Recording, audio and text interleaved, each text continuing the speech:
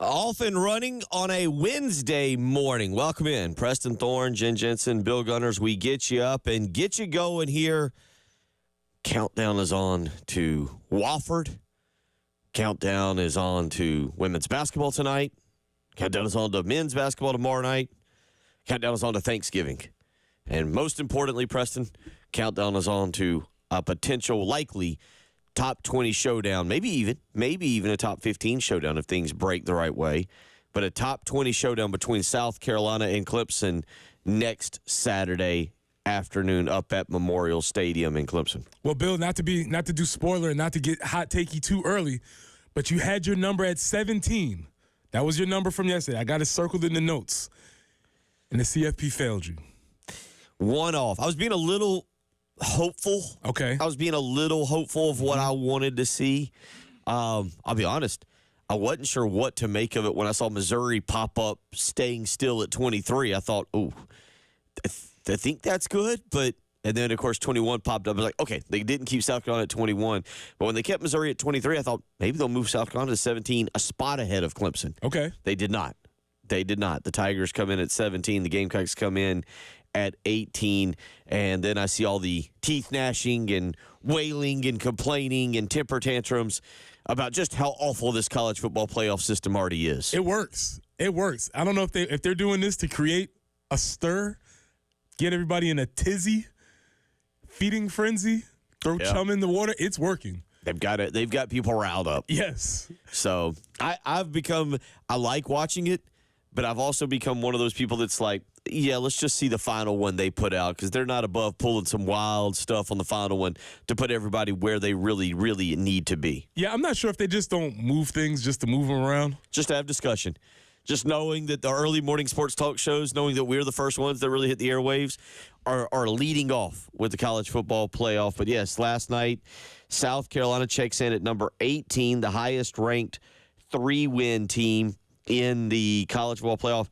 And by my math, I was trying to do this last night. The SEC is so jumbled. South Carolina is the highest-ranked team without a chance to win their conference.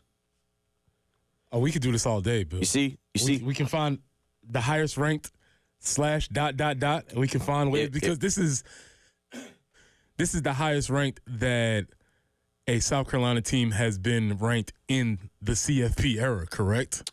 I believe last night eclipsed the 19 that South Carolina got to a couple of years ago. And obviously in the new era, all 4 weeks of it or 3 weeks of it, yes. Shane Beamer has led the first team to be ranked in the top 20. Matter of fact, not the top 20, the top 18. Top 18 is what you want to go with. Top 18 of the CFP era. Yeah, but those two were the big ones to me. Highest-ranked 3-loss team. Highest-ranked team that does not have a chance to win their conference championship. Clemson still could, needs help. Colorado could. Texas A&M could. BYU, SMU, Boise State. You get the point. Tennessee, I think, is still – I don't know on this tiebreaker for Georgia, Tennessee, Ole Miss, Alabama. I have no clue how all that – Texas, how all that's supposed to shake out. And quite frankly, Preston, I don't have the mental capacity to even start doing graphs like Charlie Day, and It's Always Sunny in Philadelphia to try and figure out what has to happen. But that was the big news last night as Ohio State, Oregon is number 1, Ohio State stays 2. Big Ten. Seems like the SEC now, a little fired up. When you see 4 of the top 5 teams, the SEC's like, wait a minute, this was supposed to be our thing. This is what we were supposed to be doing. But the Big Ten locks in 4 of the top 5 teams with Oregon, Ohio State, Penn State, and Indiana, 1, 2, 4, 5. Texas breaks up the stranglehold, being at number 3. Notre Dame at 6, Alabama at 7, Miami at 8, Mississippi at 9, and Georgia at 10. The big loser last night, if you want to go ahead and get all fired up about last night's rankings, Tennessee. Tennessee would now have a lovely trip to the Citrus Bowl. Can't spell UT. Steve Spurrier somewhere last night smiled a little. He's like, it still hits. Giggled just a tad. So, it still hits. I put zero stock in any of this right now because it's still going to change again. I do think it's worth having a small conversation today on Lane Kiffin's comments from Monday about the potential of not going to your championship game if you're the kind of the one on the borderline, on the fringe borderline. I wondered about this a while back, and Lane Kiffin, and we might run that back later on. Lane Kiffin's, I did like everybody question, like, who is he talking to? Was Lane Kiffin just throwing stuff out? Oh, I've had coaches say, I'd rather not go to the SEC championship game. Yeah, he threw the old people are talking. I'm hearing things. Yeah, one of my favorite things you can say is just like, hey man, people are talking. I'm in a group text. I've been texting with other coaches. Pee-wee coaches, peer coaches at the SEC level. If that text chain does in fact exist, several of them have no opportunity to be playing in the championship game. They're just throwing stuff against the wall like, hey, man, if I was there, I don't know. Yeah. Hey, listen. Yeah. But that's how it went last night. Again, quite frankly, zero stock in it. Texter asked, what do you think about Josh Pate having us rated at 11? I think he's wrong, too. What's up with this guy? Hey, you know what? All the publicity you can get, and he is a publicist for South Carolina. We need to check his payroll. Is he an official consultant or something? Because is there some dark money being funneled into Josh Pate? I don't know if he enjoys Bernie's fried chicken or what, but yeah, he is. There might be a paper trail. But yeah, no, I don't put any stock in his either. Look, this thing's gonna work itself out. It really will. Just give it time. The committee. I'm with Preston on this. I feel like they go in there and on Saturday they're all taking a bunch of Jaeger shots and just do it. And somebody's like, I got an idea. Let's put Indiana at 5 and mess with everybody. This will get them going on Tuesday night. And what is it? The chairman committee. I don't know. Maybe he's the guy over there with the hat on, looking like, what was the guy off of Parks and Rec? All of a sudden, Ron. I know you're talking about where he's got the party hat on and he's just over there. Maybe that guy's there. Like, that's a great idea. Let's go with that. I got nothing for you on this. I think the whole world. Everything is going to shake out and work out just fine. A lot of teams are in there, and it's going to be a lot of fun. I will admit there was a part of me that was intrigued last night when they showed the actual breakdown of how the brackets would be, thinking, ooh, you got some of these teams going up north to take Big Ten schools. That would go you want to take the heart and soul of the Big Ten?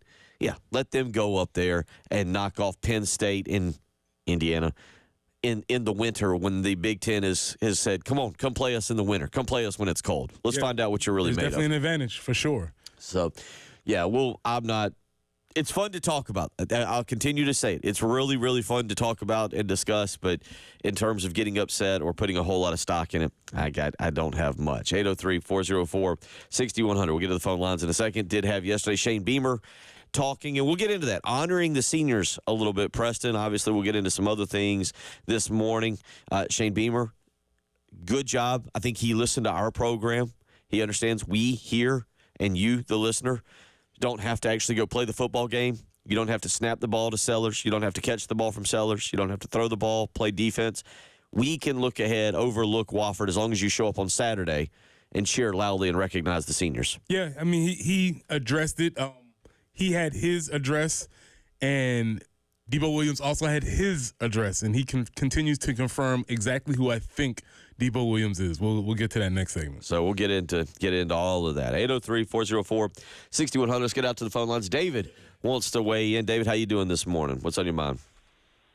I'm doing pretty well. I had a comment, and then I got a out-of-the-box question for Preston.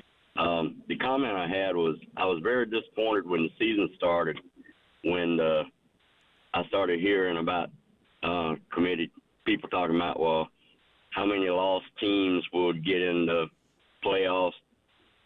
I thought that the sole reason for the committee was at the time the playoffs were to start, they simply picked the best teams to fill out the field, not having formulas where this lost team can get in but this one can't.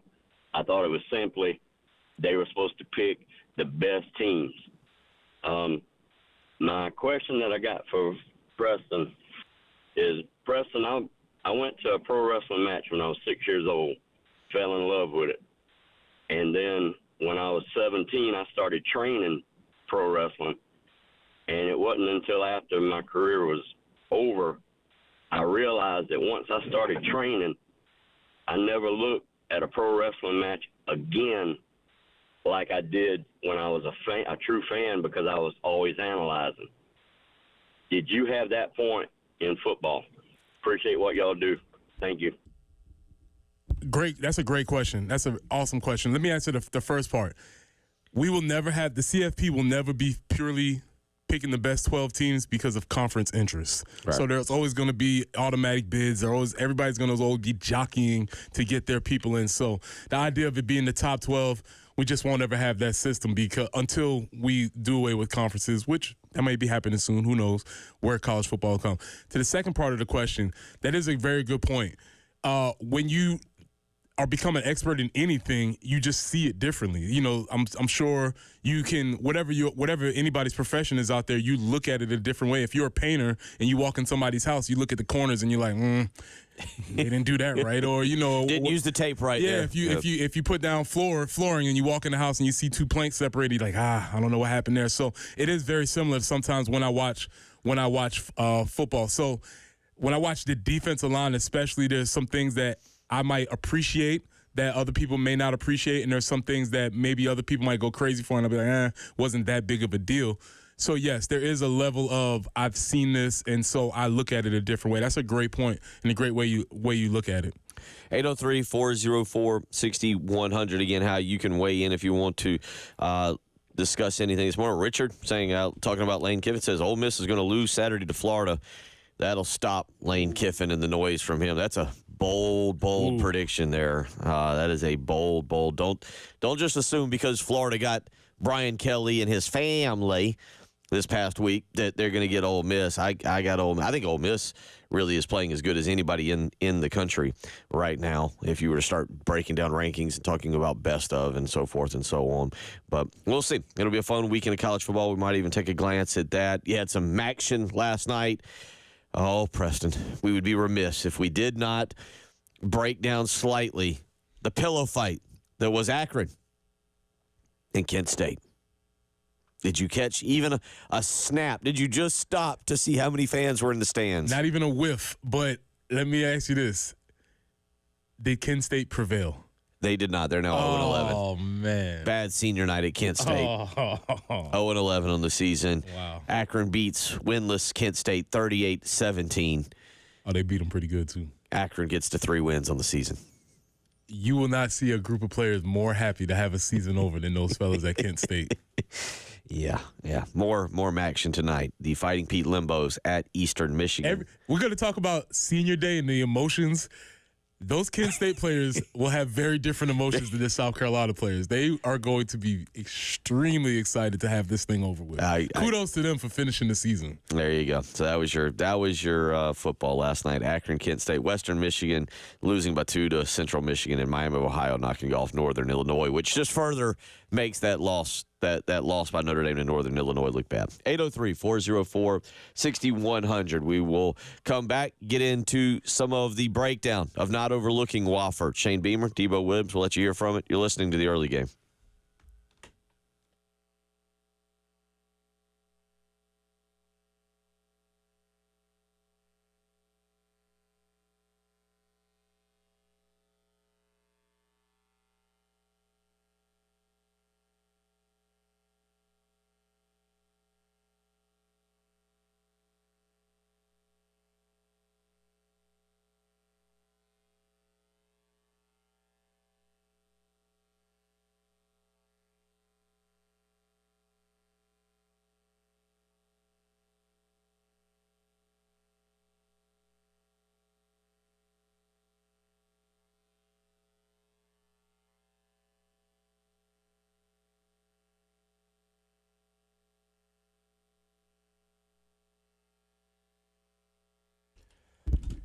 Preston here for our friends at Absolute Glass, the premier glass company of the Midlands, offering auto, home, and business glass repair.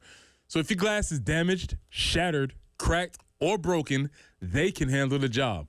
If it's a cracked windshield, that's no problem. They'll come out to your location and replace it for you, usually for free, and they work directly with the insurance company to take away the headache.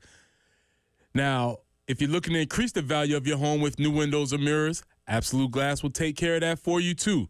Windows, mirrors, shower enclosures, whatever you have, Absolute Glass can do it. So I say it all the time. If you can see through it, Ray and Marianne at Absolute Glass can do it. So check them out online at AbsoluteGlassInc.com. That's online at AbsoluteGlassInc.com.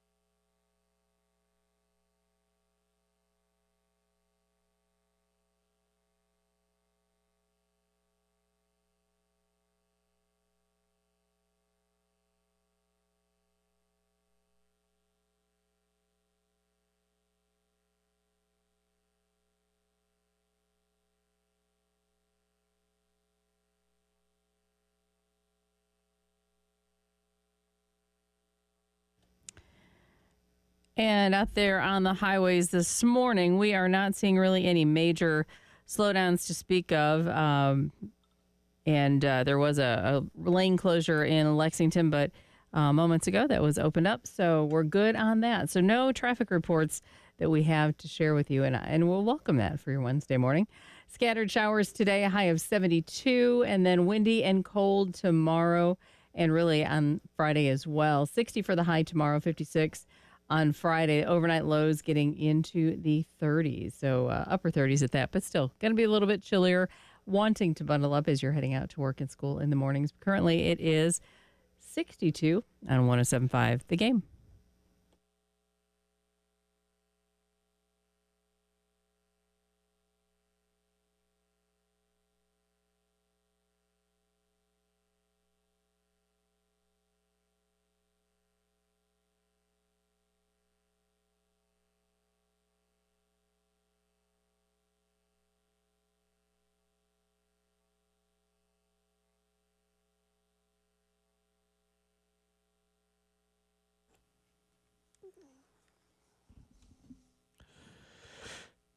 6:20 as we get you up and get you going here on your Wednesday morning. We want to remind you, we got some women's basketball tonight.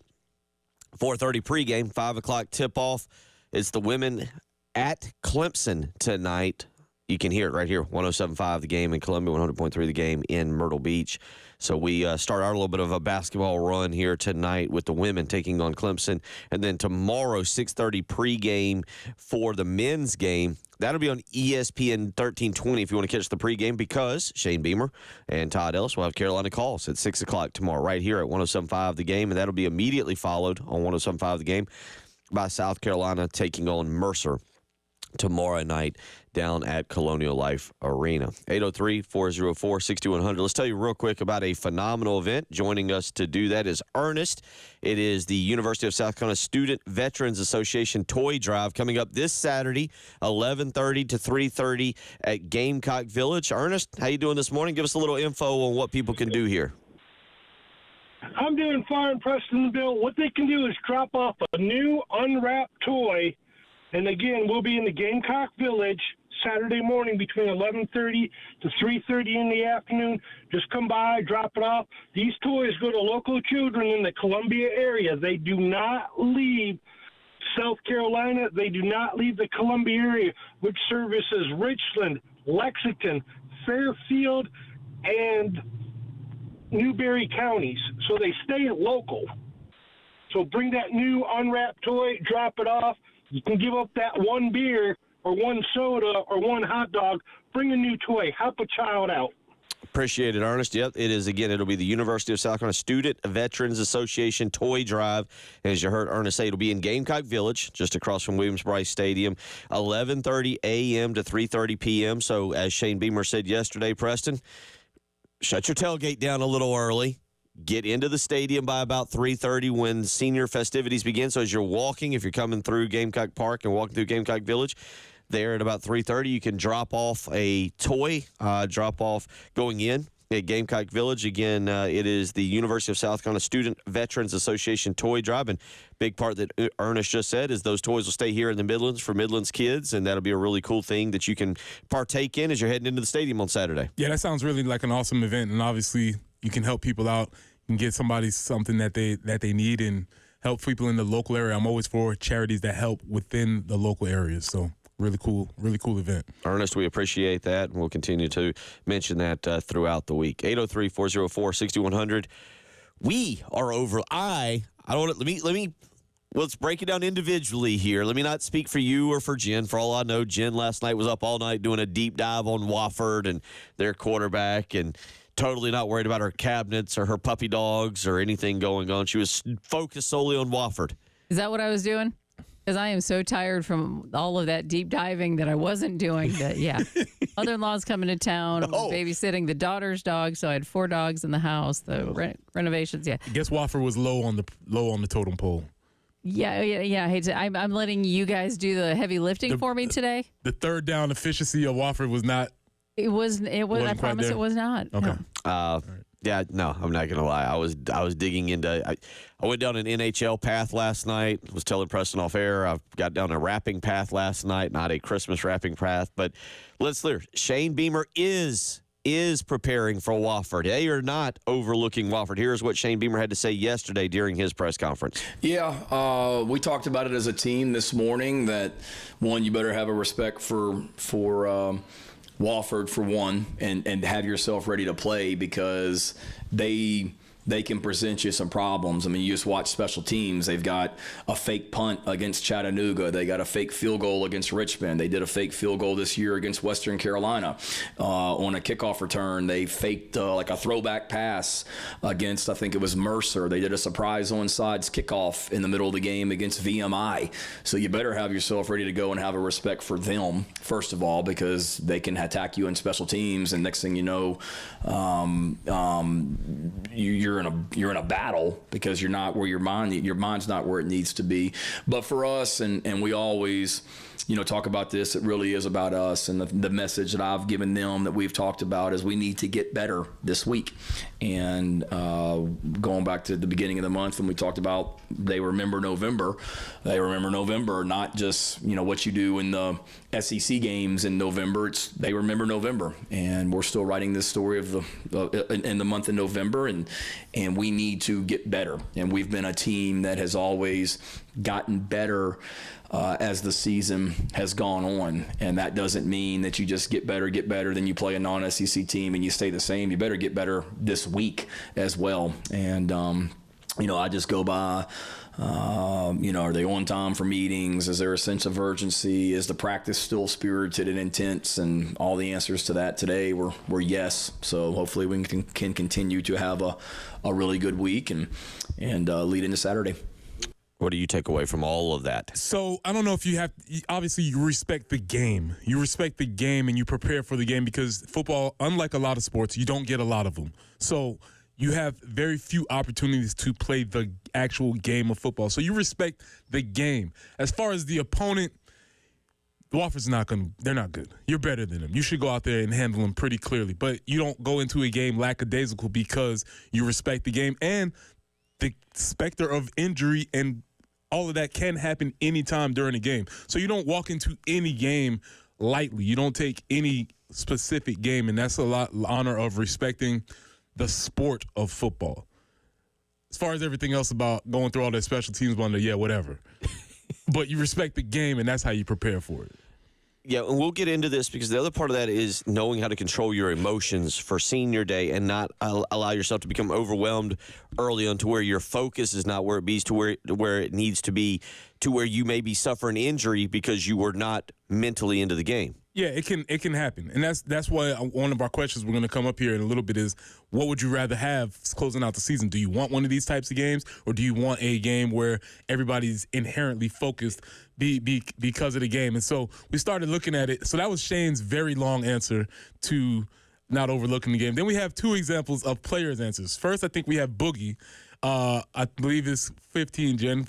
This is Boogie. And what we know of Boogie, he's been around for a long time. I haven't heard this clip. I'm expecting something very stately. Yes. I'm expecting something very stately. Let's see. Yeah, I think two things really. Just have a 1-0 mindset every week. It's not the team, it's about us. And so just attack everything the same exact way. Don't change your routine. Just, it's just another game. Nameless faceless opponents, and that's kind of how it's been all year. So, no matter who lines up, whether it's, an NFL team, a high school team, either way, we got to, have the same preparation, same routine, everything. Straight out of the coach's cliche handbook. He went to Mike Tomlin's book. It was like, ooh, that's a good one. Let me use that one. And he figured out how to take all the cliches and form a complete sentence. Mad-libbed. Just perfectly well done. That's what we expected out of Boogie, because we know Boogie. We know he's going to be governor one day or something along those lines. We get that. And now we have Debo, and we think we know who Debo is. Let's hear what Debo had to say. Yeah, I mean, I would say for mediocre people, it's probably human nature, but we're not trying to be mediocre, So this is not recent years. This is not a recent team. This is a different team, different players, So we are putting it together, and we got to get better each and every single day. 803-404-6100, how you can weigh in. We'll analyze those. We'll also get into some nerd numbers. I got a nerd number for you that I bet is going to surprise you. Regarding the defense. Debo sounds like so much not a fun person.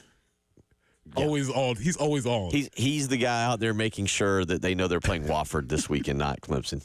Debo's listening. It wouldn't surprise me if Debo just showed up at our doorway right here, staring at us, shirt half open, gold chain, just ready to hit me for looking ahead to Clemson. 803-404-6100. You're listening to the early game.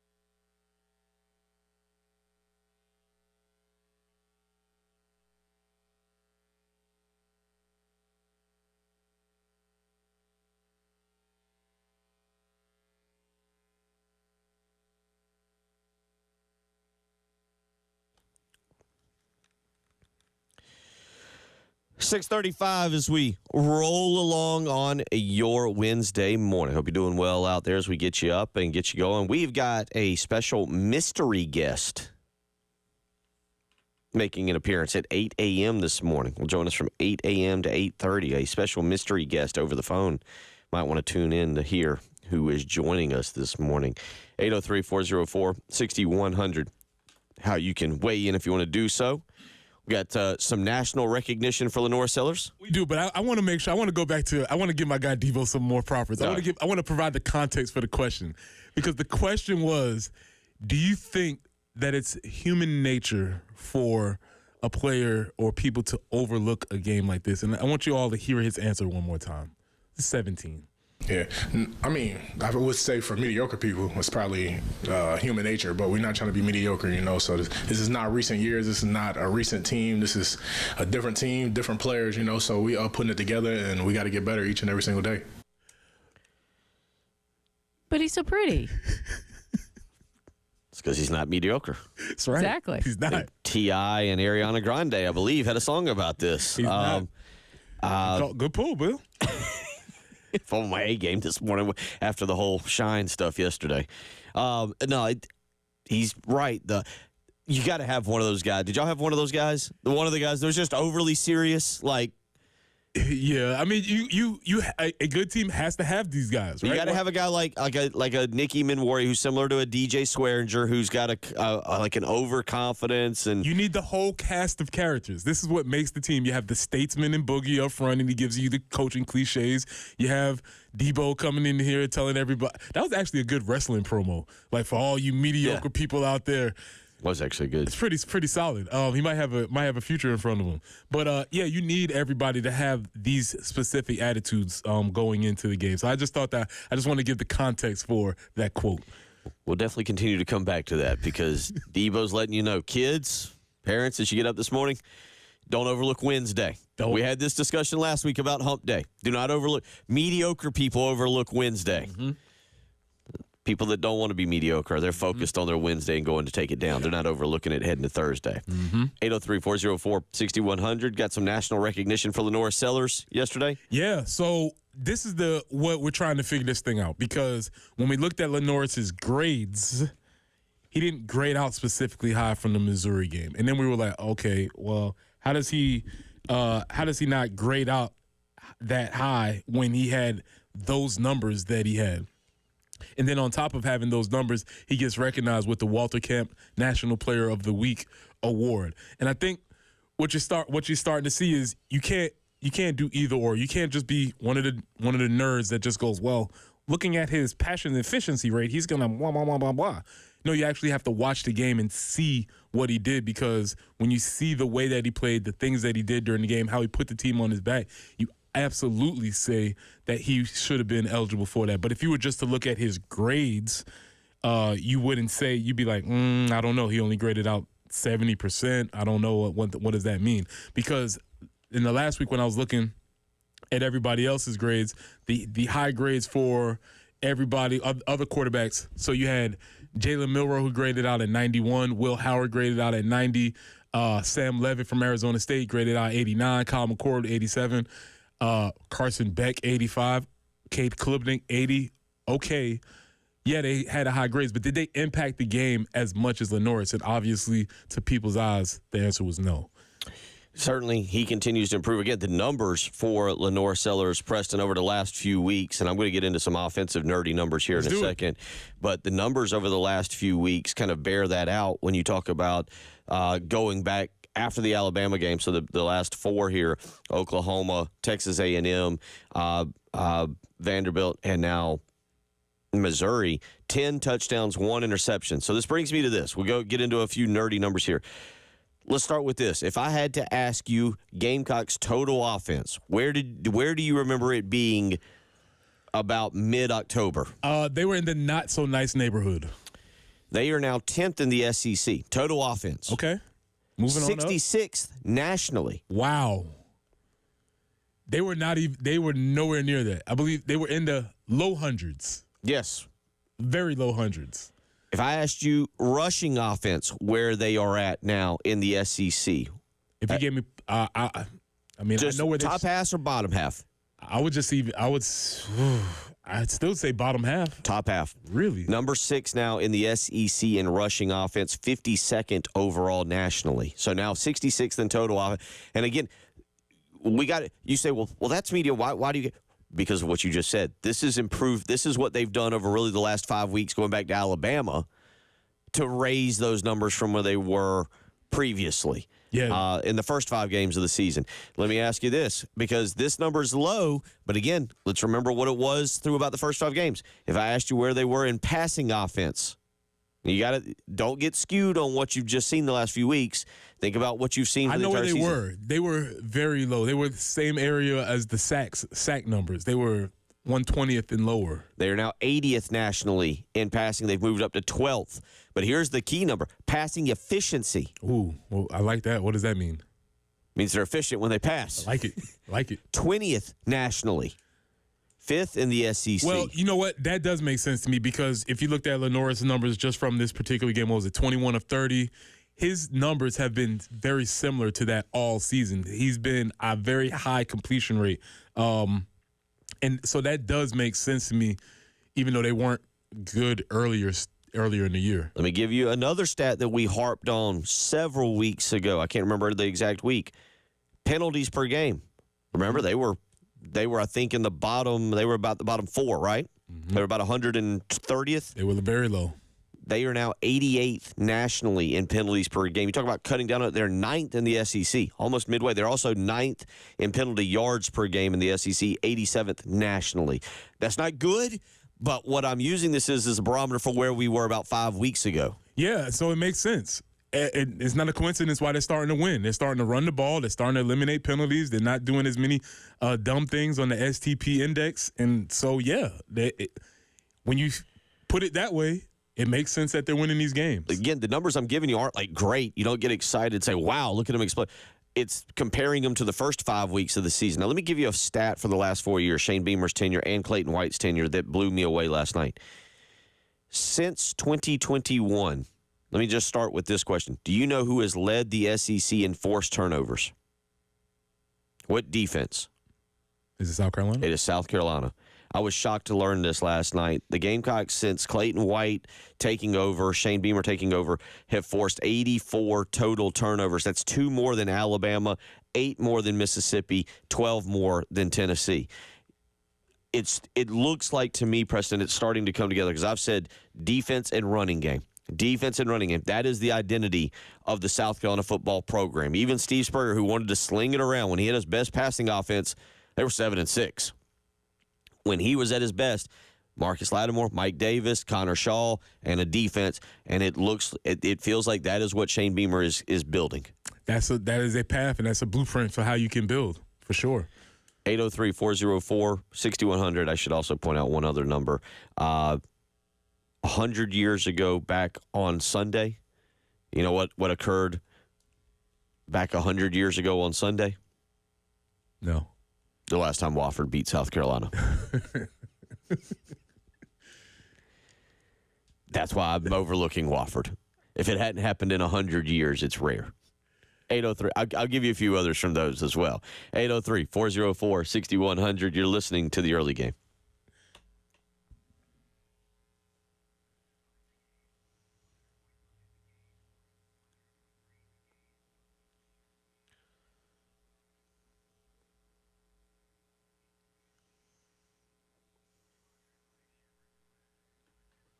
Over 100 years ago. I'm sorry. I thought it was 1917.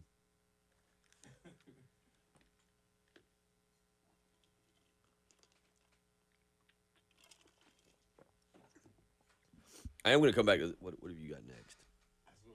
Where are you mediocre in honor of Oh. Debo?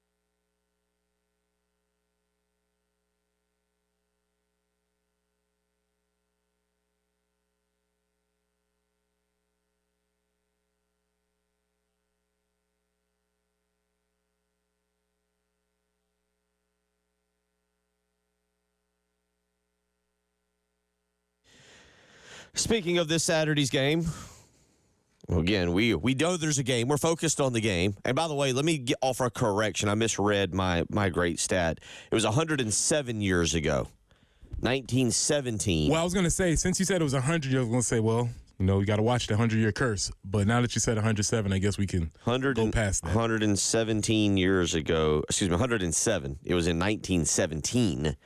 107 years ago that Wofford last beat South Carolina. The Gamecocks kind of owned this series. I will say I was shocked to learn that since the turn of the century, South Carolina and Wofford, they've only played each other 24 times. They've only played each other 20. This will be the 25th on Saturday. And again, the last win by Wofford came November 17th, 1917. That was actually also the last time South Carolina went to Spartanburg. So we called an end to that instantly. Wofford won 20-0. But I was really surprised to learn that, because it feels like we've played them more, and I guess it's just because of my understanding, but we've played them in 2001, a 38-14 victory. Oh, I got a good story on that one. We played them in 2006, a 27-20 victory. South Carolina needed a last-second stand at the goal line. 2008, 23-13. 2012, which oddly enough was my daughter's first game, and I remember that because it was a close game in the fourth quarter, and I'd put a social media post out saying that if South Carolina lost to Wofford, she may never come back to a football game. And, like, in the fourth quarter, I think it was like 14-7 or 10-7. I was like, ooh. And then, obviously, under Will Muschamp, 31-10. So, yeah, I'm a little surprised by that. But we here are kind of overlooking Wofford. The team is not, and it appears David might be overlooking Wofford, which is perfectly understandable, David. You get the program. Out to the phone lines we go. David wants to weigh in this morning. How you doing this morning? I'm doing great, man. Yeah, I'm not necessarily overlooking them, but I'm just overlooking them. Yeah. Mediocre. Yeah, I'm a You're being Clemson mediocre. fan, but I'm a Clemson fan, but I've got 2 degrees from South Carolina. Spent my first year at Clemson as a freshman in 1988, and went to all those games with Danny Ford second to last year. So I kind of got hooked, and everybody always asks me, how can you be a Clemson fan? Well, I mean, I just got hooked on it and had too much fun at Clemson. Had to move back down to Columbia, transfer back home, live at home, and went to Carolina, went to law school. And anyway, I'm still, I can give a very unbiased, unemotional take on the game, as opposed to, I think most people get on one side of the rivalry and emotion takes over, and it's kind of hard to be objective. But anyway, here's my take on the game, and I've kind of oscillated back and forth throughout the season about what I think is going to happen, especially with South Carolina coming on so strong and looking so good, so unexpectedly good to most people when they looked at this team before the year started. They really come together, and they're very, very formidable opponents. So what I look at is one thing that makes Carolina really successful this year has been their pass rush, their tackles for loss, their sacks, their pressure on the quarterback, and and they're forcing turnovers. And the reason I thought Clemson matched up so well against them for most of the year is because Clemson's offensive line under Matt Luke, up until this rash of injuries, had only given up a handful of sacks that were attributable to the offensive line. I mean, just a handful. Most of them were on Cade or somebody else. But they have 9 injuries right now, 9 people that didn't practice yesterday on the offensive line. They only play like 7 or 8 in a game. So that's not good for Clemson. Those guys are going to have to get it. Tristan Lee and Marcus State especially are going to have to get healthy to have any success against South Carolina's defensive front. And then the turnovers, Clemson doesn't turn the ball over much at all.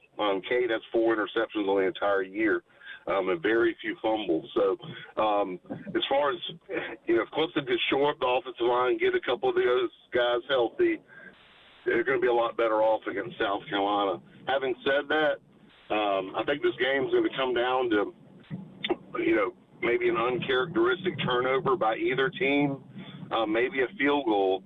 And I just want to leave one last thing. Clemson's field goal kicker, when he's not getting blocked, has not missed a kick all year. this kid's really good. I mean, he's automatic when he's not getting blocked. The only time he's gotten blocked is when Pete Woods was injured and was not playing on the protective front for the field goal kicks. Peter Woods is healthy again, so if it comes down to a field goal and it doesn't get blocked, Clemson might have the edge. But it's going to be a heck of a game. I think it's going to be one of the best games in the history of the rivalry, and I cannot wait. I wish it was at night, but, hey, we'll have to deal with the noon kickoff. Thanks for taking my call. I appreciate it. All right. Yeah, there we go. Some good analysis breaking down. By the way, dating back to Shane Beamer arriving in Columbia, along with Pete Limbo, now Joe DeCamillis, Gamecocks 52 of 60 on field goal attempts over the last 4 years, 86.7%. I was paying a lot of attention to Carolina last night, Preston. I was trying, but apparently I was still being mediocre. I admit to mediocrity in my prep for the show today pertaining to Wofford. Jen, can we hear that one more time? I know we've got to go into the break, but can we hear Debo tell everybody, scold you? Yeah, I mean, I would say for mediocre people, it's probably human nature, but we're not trying to be mediocre, you know. So this is not recent years. This is not a recent team. This is a different team, different players, you know. So we are putting it together, and we got to get better each and every single day. They do say this Wofford team resembles closely the 1917 team. My question, 803-404-6100. Where are you mediocre? I have one glaring example for myself. We'll come back to it. You're listening to the early game.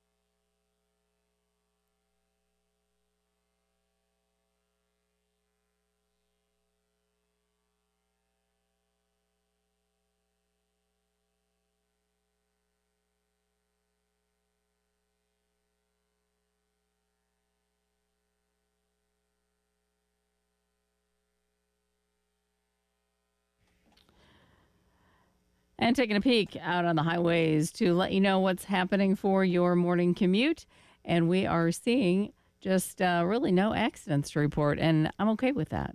Scoured the Midlands so far. Things look pretty good. A few slowdowns just in the typical areas, but nothing actually to report. 72 with some scattered showers today, overnight low of 42.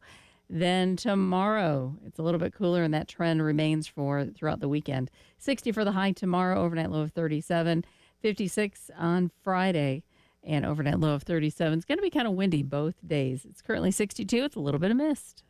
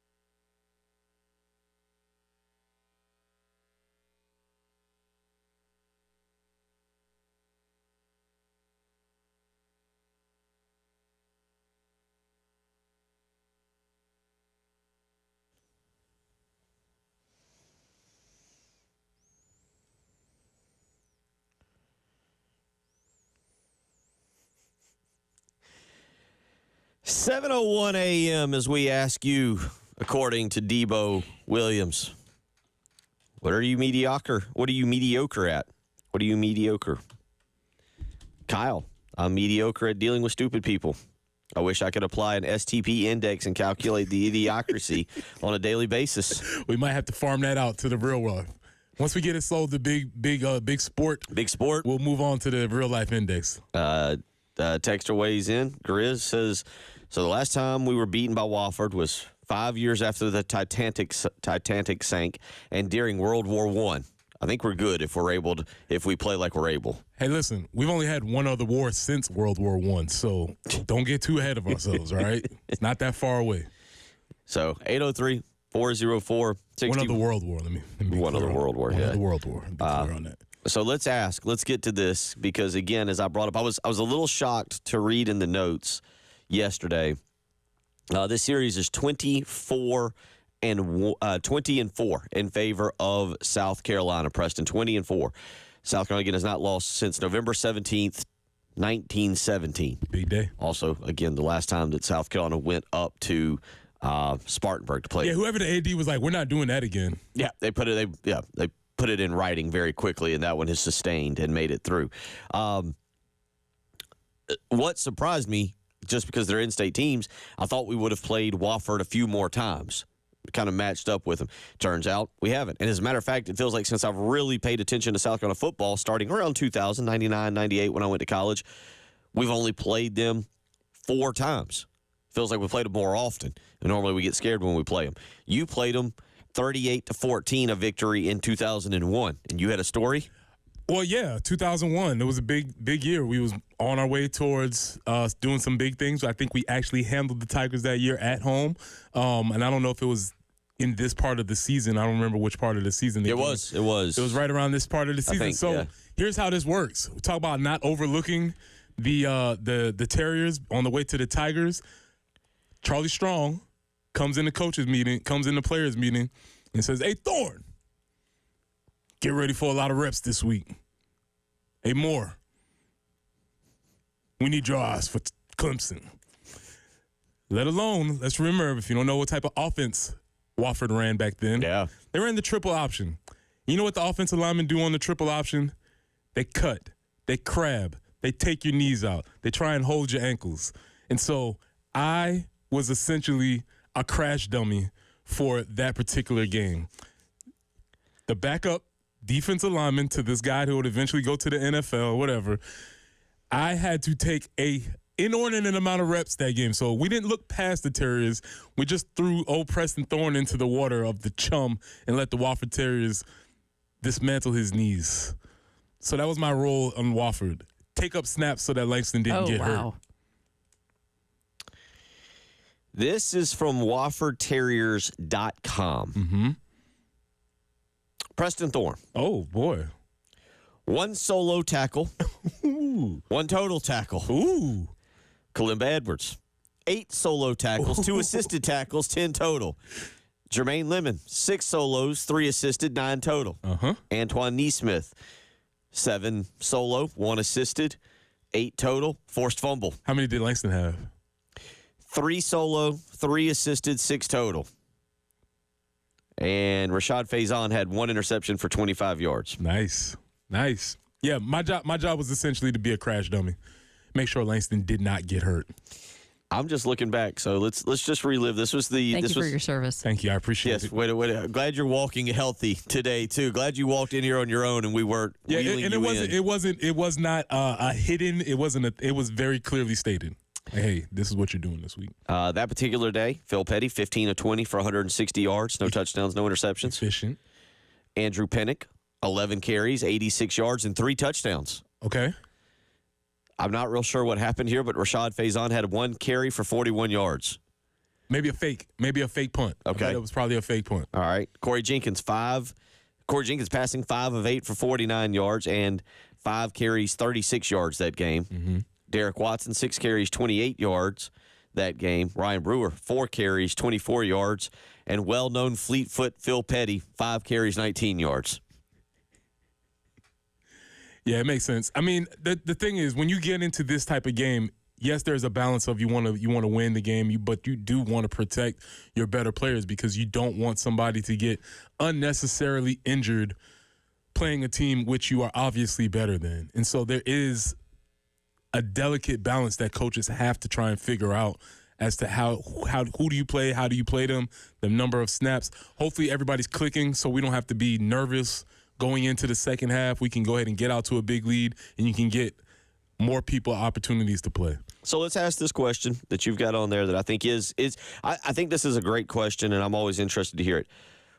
Who would you rather play the week before your arrival? How do you like setting that up? Do you like the Wofford game, the Citadel game? I remember one of the first times I really took notice of this was South Carolina. I think it was Steve Spurrier's second year. Played Middle Tennessee State in the week before and beat them 52-7. Or you remember the year when they was playing Coastal, and Coastal had the playoffs looming, and they were like, "Hey, we don't really want to win either." Coastal pulled everybody basically in the second half. So you've seen last year South Carolina played Kentucky the week before. Yeah, you're right. There's a lot of different ways that this game is played. Let's start with you. Do you have a preference? I hate to pull up both sides here, but I can see merits to either conversation. If I had to choose, I think I would rather play the FBS team, I guess. Depends on your leadership. If you have leaders like Debo who are going to keep the team focused and keep everybody focused on what the next goal is, then you can do that. But I do think this is an interesting question. All right, so let me give you a rundown of yours here. Your redshirt season in 2000, you played number 4 Florida. Y'all were ranked number 21. Number 4 Florida down in the swamp. Got up 21-3, lost 41-3. Mm-hmm. Then went to Memorial Stadium and lost that week on a very questionable call. 2001. By the way, that game that we just discussed, y'all played Wofford on November 3rd. So you played Wofford, then you played Florida in the blackout game. Okay. Wofford actually was a sandwich game between Tennessee and Florida. So you played Florida again the week before the Clemson game, and unfortunately that one didn't go very well. That was your in 2002. Unfortunately, these were the running games you play, or the run of games where you would lose 5 in a row. You played Florida again, a 28-7 loss down there at Ben Hill Griffin Stadium. That was during what they would call the Orange Crush. Right. Yep. I'm going to guess in 2003 you once again got Florida again the week before. You did a 24-22 loss at home to the Gators. Wow. Before playing Clemson and losing 63-17. It didn't work out well. And then 2004, as we all remember, this one was a little bit. You played Florida down there. You've talked about that story, playing Florida down there. Lou Holtz announcing his retirement to the team, and the team kind of throwing their hands up, a 48-14 loss. So for your years, for you as a player, you constantly had Florida the week prior to Clemson. Yeah, and during that time period, you were facing a gauntlet of teams. It was like Florida, Tennessee, or and by the time we got to Clemson, we would always kind of think maybe Clemson was a little bit fresher towards the end of those seasons because they had played Duke and not today's Duke, like back then's Duke, you know, and so maybe they were a little bit fresher going into those games. We always kind of suspected that, or maybe thought that, besides the fact that Lou Holtz would just practice us into the ground. We had literally nothing left by the end of those seasons. But this is a different time. I get it. I still wonder, is there something to being on alert as if you were playing the SEC team, moving that forward in the Clemson game, or is there something to playing the FBS team? Because I don't care what Debo says, Shane, or anybody, there is a different, or Boogie, nameless, faceless opponent, whatever, man. I hear you, but come on. You cannot be the same person against Wofford as you are against Missouri. It's just not the same. Even though you can get up to a level, you're not slacking, but that level of intensity is very difficult, and only a very few people are able to achieve that. Just as I glance, it was not really until 2010 that South Carolina started getting a game, a warm-up game, if you will, between the last conference game and Clemson. 2010 was Troy. South Carolina won that game 69-24. In 2011, South Carolina played the Citadel and won 41-20. 2012 is the year that you just referenced. Actually, that was a Wofford year, 24-7, and beat Clemson. 2013 is, again, the year you just referenced, the Coastal Carolina year, in which they beat them 70-10. So you see a string of games, and I don't know if this was a Steve Spurrier thing. I don't know if this had to do with going to 12 games for the conference, or excuse me, for nationally and going to 12 games. But you see this 20 in what year am I on right now? 2014, which was a loss to Clemson. South Carolina played South Alabama in between games and won that one 37-12. So it really has not become a thing for South Carolina. Really, from 2000 to 2010, it was always Florida and then Clemson. There was one difference in that year, and that is in particular when South Carolina played Middle Tennessee State and won. So what you've seen really over the last 15 years, again, is a game in between South Carolina or South Carolina's final conference game and then playing Clemson. Mm-hmm. And it's not always, because, again, last year, Kentucky. And, again, it's just a question. And these are questions you're going to start to have to consider as we manipulate the schedules around whether you're playing more conference games or less conference games. How do you place games within the schedule? I think it's just interesting from a coach's perspective.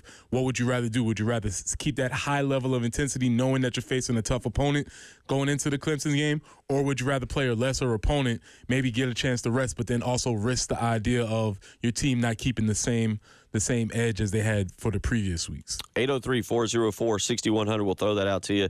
What would you rather do? Would you prefer playing in this situation, an FCS team? But again, I've seen South Alabama, I've seen Troy, Chattanooga FCS team is in there. I've seen Middle Tennessee State. What would you rather play prior to your rivalry game? We know South Carolina will get Wofford this week. Clemson will get the Citadel. We'll come back. We'll roll along this morning here, get into a little bit of CFP rankings coming out last night. Gamecocks 18th, Clemson 17th against the preseason rankings. See what Preston wants to weigh in on that. You're listening to Bill Gunner, Preston Thorne, Jen Jensen. It's the early game.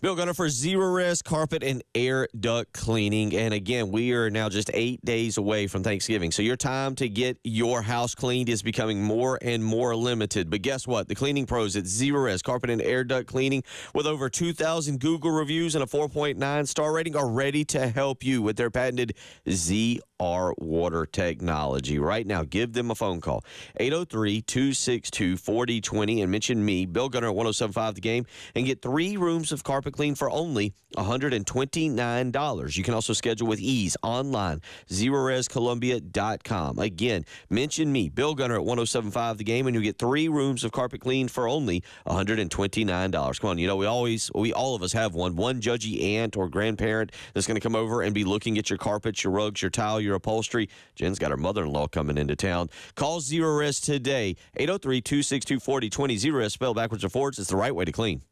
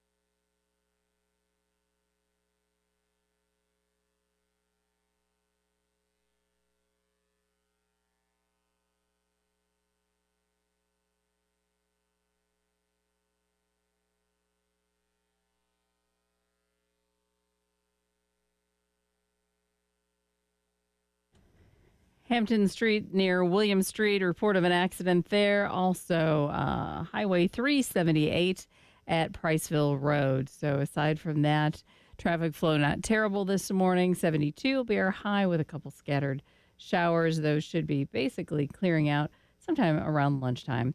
And then as far as tomorrow, when the cooling trend comes in, 60 for your high, 56 on Friday. Windy and cool both days with the overnight lows in the upper 30s. And game day, we're looking at 62 with sunny skies. Right now, it is 62 on the early game.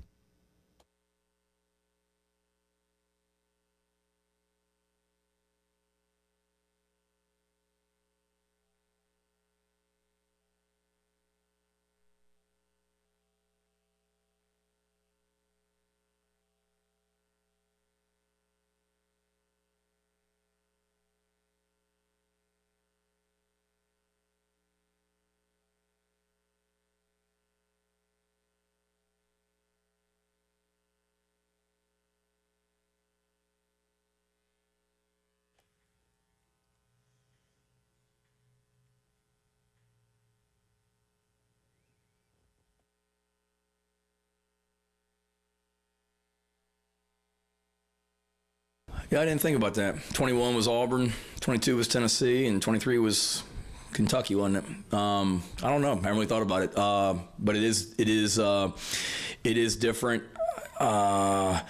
They don't ask me, first of all. So, I mean, I guess the schedules, I'm assuming the 24 date for the Wofford game was probably set before I even got hired. I guess Clemson's doing the same thing because they play Citadel this week, right?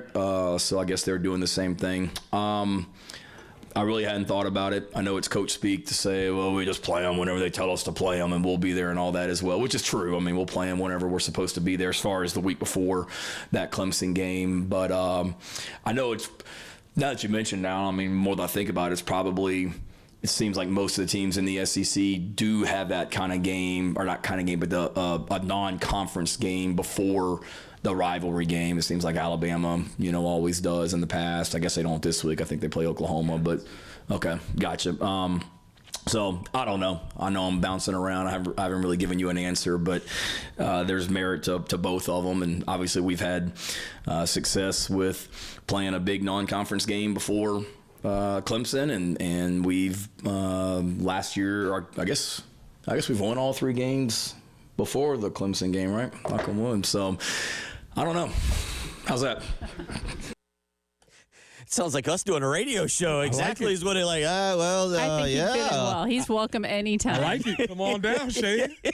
I don't know either. We get asked a question that you didn't prep for, and you're like, well, let me think about it. I didn't think about that as well, about what he said as I was going through all those games. And then as he mentioned it, Auburn in 21, Tennessee in 2022, Kentucky last year. Looking ahead next year as we know it will be potentially the final year of the 8-team conference schedule. Now, that's a conversation maybe for either later in the show, maybe even for our mystery guest coming up from 8 to 8:30 this morning. And I say that because next year South Carolina has already got it scheduled. There will be a Coastal Carolina game the Saturday before Clemson.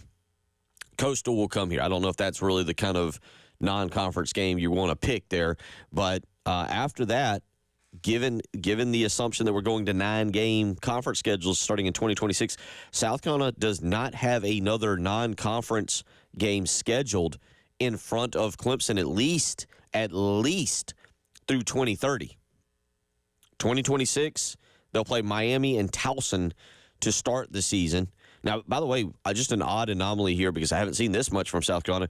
They'll have 2 non-conference games next year to start the season, Virginia Tech and Atlanta, and then South Carolina State, back-to-back.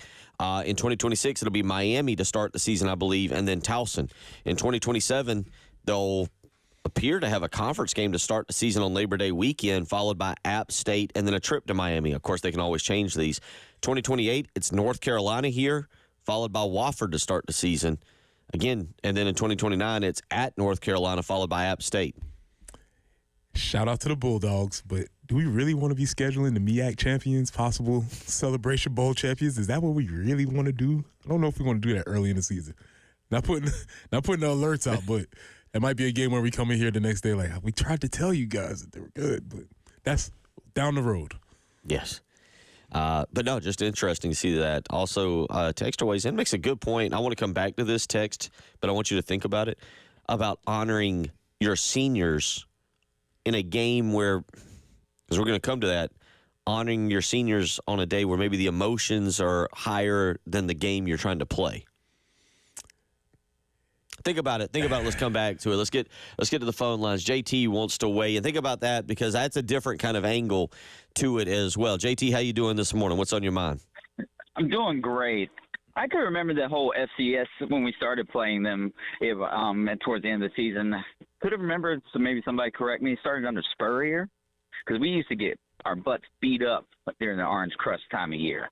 And we started adding that in, and then I could have sworn that's when the 5 started, when we got our 5 in a row. Somebody can correct me when I'm wrong, but I really remember Spurrier saying something like that towards the end of the season. I'll hang up, guys, and listen. Yeah, we have to check on that, but it does make sense. I know, like I said, when back in my day, we did have that Orange Crush, and we always did kind of wonder if maybe Clemson was a little bit fresher going into those games than we were being that we had went through the gauntlet of practicing with Lou Holtz and on top of that playing the SEC teams. Yeah, I think it's a very legitimate question in terms of what you've got here, because that again ties in, and I know we're going to talk some senior day emotions with you in a second, but I do wonder, even if you have a Clemson home game the following week, and that is your true senior day, if you don't do an honorary senior day the week before, if you've got a game like that, to take some of the emotion out of the Clemson game. Yeah, there's already enough emotion in it. Right. There's already something there, and you don't want to confuse those things and have everybody a little bit flustered. That definitely is an option. The tradition is that it's the last game because it's the last walk, et cetera, but maybe we just tweak that. Yeah, and I don't know. I guess the easy one is just be good enough to deal with the emotion either way, right? Be Debo Williams and have no emotion whatsoever. Good luck. Good luck. Asking 18 to 20-year-olds to just deal with your emotions, you 18 or 19, 20-year-old. 803-404-6100. CFP rankings versus preseason rankings. I've been on this. I'm trying to figure something out because everybody always talks about how preseason rankings don't matter. They don't matter. Nobody cares. It doesn't matter until they play.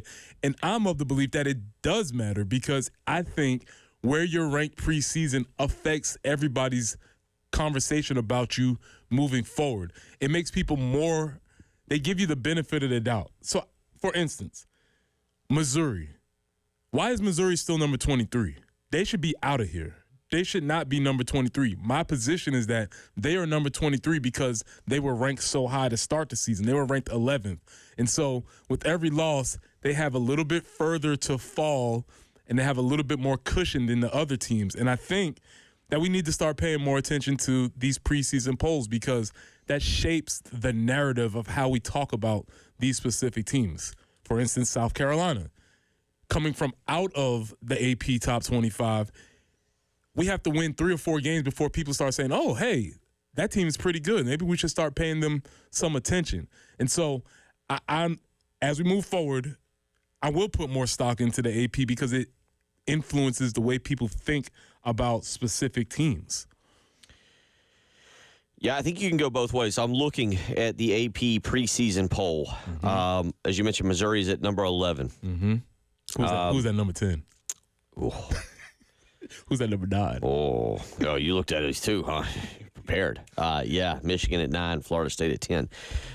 SMU, who's right there on the border. SMU was technically 26, 27, 28, 29th. SMU receiving 33 votes, 29th in there. Iowa State was tied actually with them for receiving 33 votes. And I know Iowa State lost and is now falling quickly in this thing.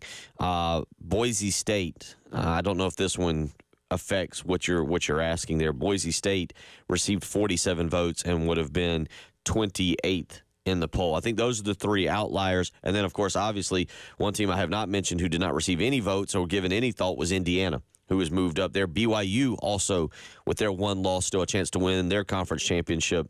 In there, Colorado did receive 1 vote, and I feel like we made fun of them for that. Yeah, they were rightfully so. Yeah, and I think in this year to year, I don't know how we can be legitimized because we see all of these teams, and this happens every year. But for instance, USC, the other one, Lincoln Riley's USC, they've been trash all year.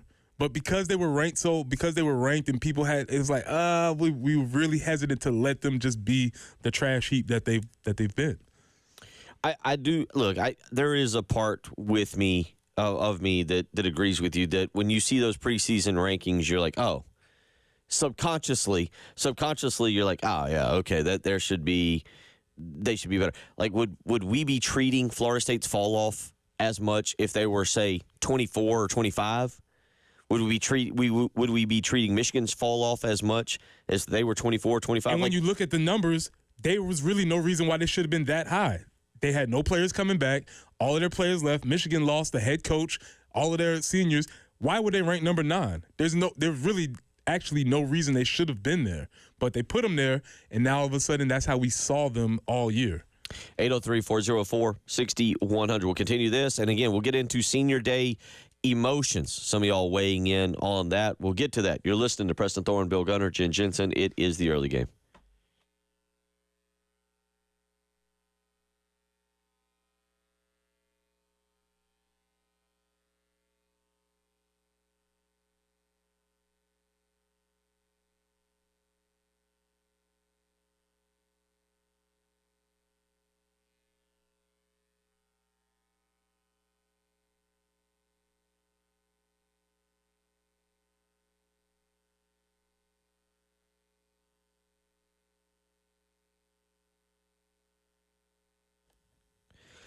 Bill Gunner for the Mortgage Guru, Jacob Crowder, and First Palmetto Bank. If you're thinking about moving, I know we're heading into the back half of, or the very end of 2024, and maybe you're already looking ahead to 2025, and you're kind of watching the interest rates, seeing what's going on, seeing if there's some great options out there available for you. If you're doing that, you're thinking about refinancing or you're thinking about moving, it's time to call the Mortgage Guru, Jacob Crowder with First Palmetto Bank. Let me give you an example. They have some incredible opportunities for you to save money, such as the Community Reinvestment Product in areas of Richland County, Blythewood, Northeast, Southeast, and the I-20 corridor. Right now, they feel like they're underserving those areas, so they are offering a 4.99% interest with a 5.075 APR on a 30-year fixed mortgage. This doesn't have to be your first house. So call Jacob Crowder today, 803-719-1005. Tell him Bill Gunner sent you.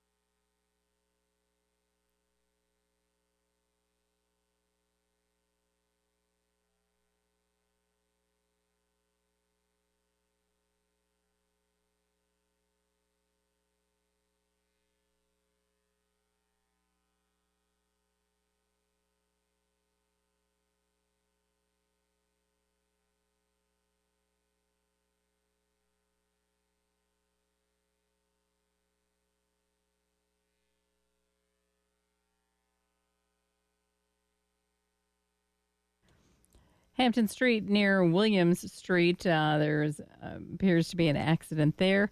Also, I-77 southbound at Bluff Road and 378 at Priceville Road. You'll also find a slowdown. 72 with some scattered showers today. Those should be clearing out after lunchtime. 60 for your high tomorrow, 56 on Friday. Windy and cool both of those days, and really having those overnight lows in the upper 30s through the weekend. Game day is looking pretty good, sunny and 62. Right now we're sitting at 62, a little bit of mist across the Midlands.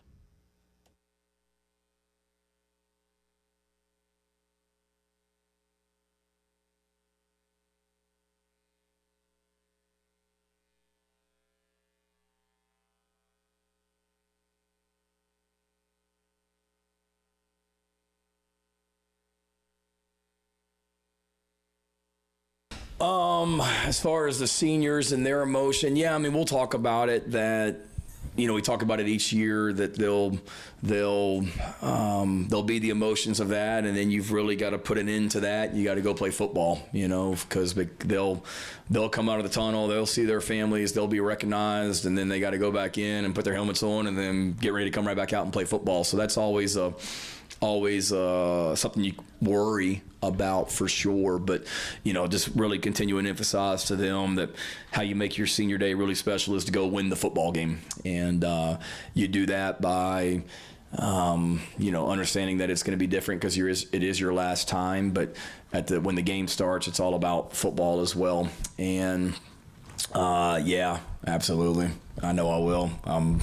Like that. I'm crying during movies and things like that as well. So, but I will. I mean, I said kind of started yesterday. I had to film a video with our social media team. Just, you know, I wasn't even talking about the seniors individually in that video, but just kind of talking about a group, and caught myself a couple times just thinking about them and got a little, you know, emotional. But it's just because of how much gratitude I have for them, Lulu, and that, you know, there's so many of them that have I wasn't. Every year I say this, but this is the group that's been here the longest that I wasn't the coach they came to play for. And this is year 4 with me. And in today's time, it's so easy to just pack up and go somewhere else. And man, this guy doesn't know what he's talking about. I didn't come play for this idiot, and move elsewhere and go to another team. And easily could have done that last season when we were 5-7, and they all just doubled down on, no, we believe in what we're doing.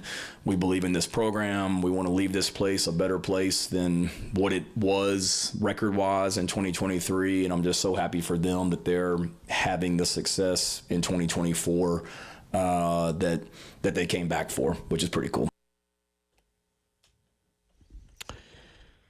Preston heard that, and instantly we've got our next segment lined up now, which is going to be a very personal segment for me, as I can see. You're going to learn a lot about who I am as a person in our next segment. But you went through senior day, and you'd been through a lot. You'd seen the program rebuilt. You'd seen other issues. You'd suffered an injury. There'd been a lot going on for you. Yeah, it was a big day, man.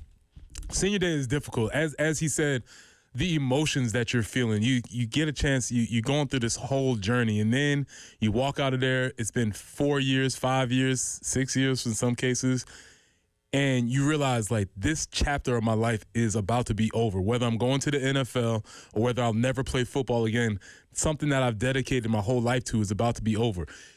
You take that, and then you have your parents, your caretakers, or whoever, and your mother's blubbering over there.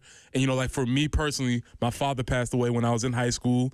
So now I'm thinking about my father. I'm looking at my mother, and my second mother's in the stands, and all these people are here. And it's just like, this is a lot happening at one time for, again, a 19 to 20-year-old who's not used to dealing with any feelings. You're feeling things, and to get to that next step of, I just have to put this together and go play a football game, not the easiest of tasks. And so a lot of times you'll see teams don't, especially when you're relying on seniors, there's just so many different things that are happening. It's not just another day. There's a lot of things that are going on during that time. Do you think the light show and all of the extra stuff that Carolina does in general, just to get the crowd into it, does that help offset that maybe a little bit? Maybe that could, like, you didn't have quite as much of that. Correct. So, like, to me, maybe that's a distraction and helpful one. Yeah, that's a very good distinct possibility. Mine was like early day. You could see everybody walking out. Then you see you see the players that you came in with, and kind of like the same thing of like a high school graduation. It's like, man, I'll never be this close to these guys again. Yeah. And you've been with them for 4 or 5 years. It's just the finality of, hey, something is ending, and I have to grow up or be an adult or whatever. There's a lot of different emotions that they'll be feeling during that time. And your senior day, again, to go back to just a point in South Carolina history that you can speak to better than a lot, because it was such a big turning point. that senior day occurred on November the 6th, 2 weeks prior to the end of the season. You did beat Arkansas that day to become bowl eligible, too. And then it was followed by, you talk about a complete change of South Carolina athletics with Lou Holtz essentially, as you're saying, telling you guys his future plans the following week, and y'all went to Florida, and then you had to go to Clemson, and we know how that all wrapped up. Talk about a whirlwind 3 weeks. We go from getting bowl eligible to coaches retiring to we're going to a bowl till we have the fight. We're not going to a bowl and all this stuff. And then the weeks after that, which ensued, yes, a lot of things were happening. But that particular game, we knew we were trying to get bowl eligible, and it did felt really good to get that monkey off of our back to get bowl eligible. But when you go up, show up to honor these seniors, you'll just see them. And again, as parents, you know this.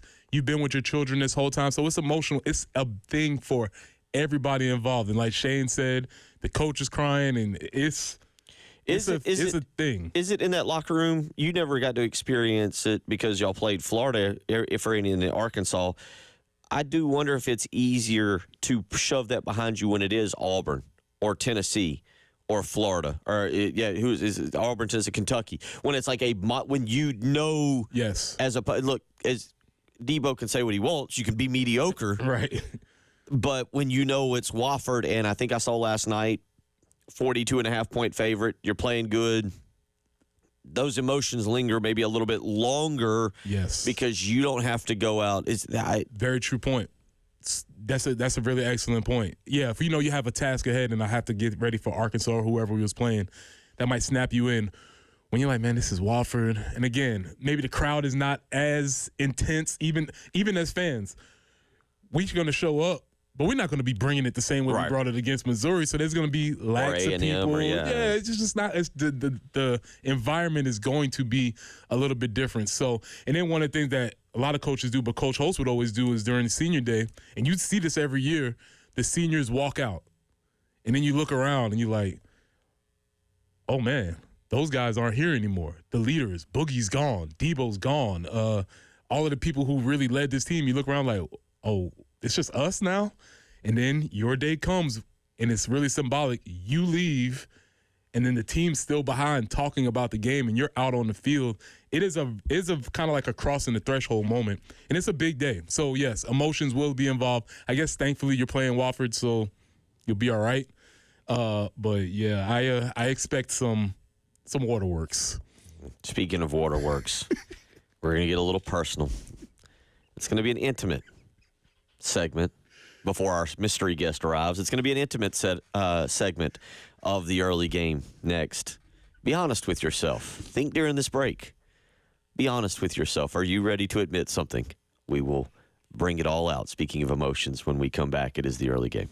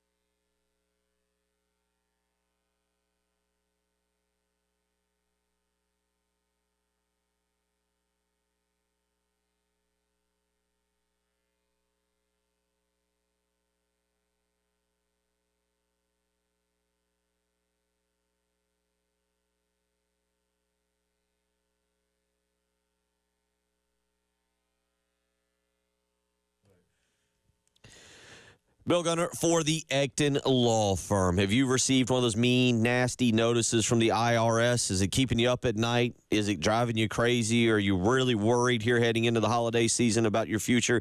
Well, if so, you need to call the superheroes at John Ecton Law Firm. They have a local team dedicated to resolving your income or business tax issues for good, and it all starts with a free consultation. 803-771-9800. Again, that's 803-771-9800. You can contact the Ecton Law Firm. They understand the challenges you face. So whether you're here in Columbia, Florence, Myrtle Beach, Charleston, Aiken, somewhere like that, and you've received one of these notices and you're trying to navigate the IRS maze by yourself, do not. Call the Ecton Law Firm. Time is limited. Call today. Get a free consultation. 803-771-9800. Tell them Bill Gunner sent you.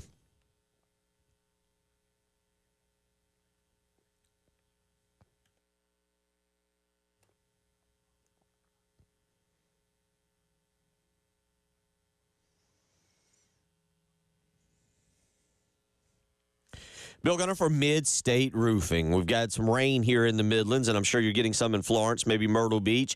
And my question to you is, have you discovered a leak? Have you even thought about a leak? Well, at Mid-State Roofing, they've been the leader in the roofing and waterproofing industry for nearly 30 years because 24 hours a day, 7 days a week, they not only are thinking about your roof, they're ready to help you with your roof. If you give them a phone call here at 7:46 a.m. on a Wednesday morning, you'll speak with an on-call technician or a Mid-State Roofing employee. So whether it's your business, whether it's your home, Mid-State Roofing has been the leader in the roofing and waterproofing industry because of that. They are ready to help you provide. They're going to provide proper advice, service, and results to the needs of your facility. And because they're open 24 hours a day, 7 days a week, they're going to do it in a manner both safe and pleasing to you and your operation. Give them a phone call.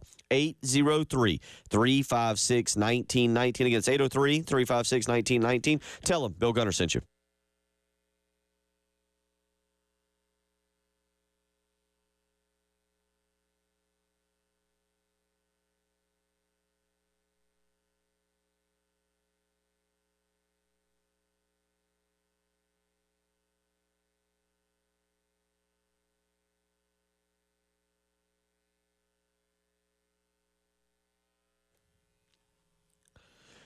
7:48 here on your Wednesday morning. I want to remind you about the Lawyer Lisa Special Teams Contest. If South Carolina scores a special teams touchdown, someone could pocket $1,100. You just need to go to 1075thegame.com today and get registered. If you're already registered, good news. You're still registered. So go ahead, though, if you have not, and get registered. Go to 1075thegame.com. It is the Lawyer Lisa Special Teams Contest. It is back. The pot is currently $1,100.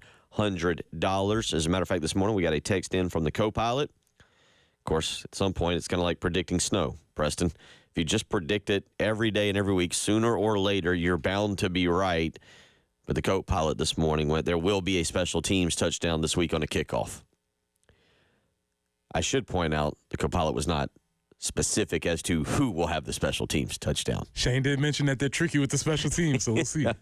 So, but go and get registered. Lawyer Lisa Special Teams Contest back, and you can register today. The pot currently at $1,100. Go to 1075thegame.com and register. You want to lead this off? This is your idea. All right. Well, Shane, as he was talking about the emotions of the seniors, and he was talking about how he's going to have to deal with their emotions, he promptly caught himself and he was like, oh, yeah, I'm an emotional guy, too. And he talked about how he tends to cry, and he was filming a video and he had to catch himself as he was getting choked up and talking about this. And it immediately hit my mind, are you a crier? And it could be over silly things. I prefer to keep them over silly things. We all cry over serious things. But Shane does seem to be a more emotional type of person. And so the question was 803-404-6100, movies, plays, food, I don't know. Are you a crier? Bill? Oh, yeah. Yeah, I am. Yeah. I'm a wildly emotional person. My kids, as a matter of fact, there's several parts to this. If you want me to go down a very honest, we don't have to go down the long path. I'll just tell you. For example, on Saturday night, Lauren gets a text from my daughter. Ansley did not go with us. Lauren gets a text from Ansley. Ansley sends Lauren a text that says, "Is Dad crying yet?" I grew up going to South Carolina games. I can look where we sit in the zone. I can look directly across, dead between the goal post down in what is now the student section. And I can remember going to games with my dad. I can remember, in the 90s. My mother passed away in 92, so with our tickets, we got to go a lot. So I remember those. Now I'm doing it with my son, and he's there. So, yes, they'll look at me, and then they'll just stare at me. They also have seen me cry during movies. For example, Brother Bear or some Disney movie. Got to watch out for those. And they'll get you. And I'll get I avoid those. Yeah. And I'll have to get up and go to the kitchen and make popcorn or check on the cookies or something. And then just to give you another example, yesterday, again, some of this is my life, not to get too sappy on it, but my life and what stuff I've been through. I might have been watching Big Bang Theory, and it was an episode where Sheldon is trying to convince himself that his life is not worthless, that everything is worked on, and he plays a video of his father giving a speech in a locker room after a football game they're getting destroyed. And at the very end of the speech, his father says, we're going to tell his team, we're going to give him hell. Mm-hmm. And Sheldon turns and looks at the thing with his father, who I guess I'd followed just enough of young Sheldon to know that his father passes away and stuff. At the very end. And that they didn't have a good relationship, and that so yesterday I might have had to get up. Yeah, and for some reason my family keeps making me speak at the funerals. Yeah, that's a difficult one. Yeah, well, the landmine is obviously any of the Disney movies.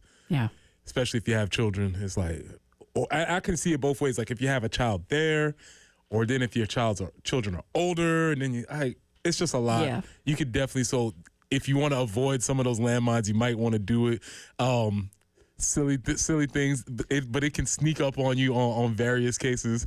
You remind me of, like I said, I had an uncle who was like, here he goes. And it would just click on the If we're watching a movie, the kids stop watching the movie at the very end, and they're just staring at me like, he's going, here he goes. All right. Yeah, shout out to my Uncle Gerald. But it'd be like everybody would be hanging around, would be having fun. It would just, then all of a sudden, be like, man, it's just so good that everybody's here. And it's like, wait, what happened? And there goes Uncle Gerald crying, and he's back, So, yeah, I could definitely dig that.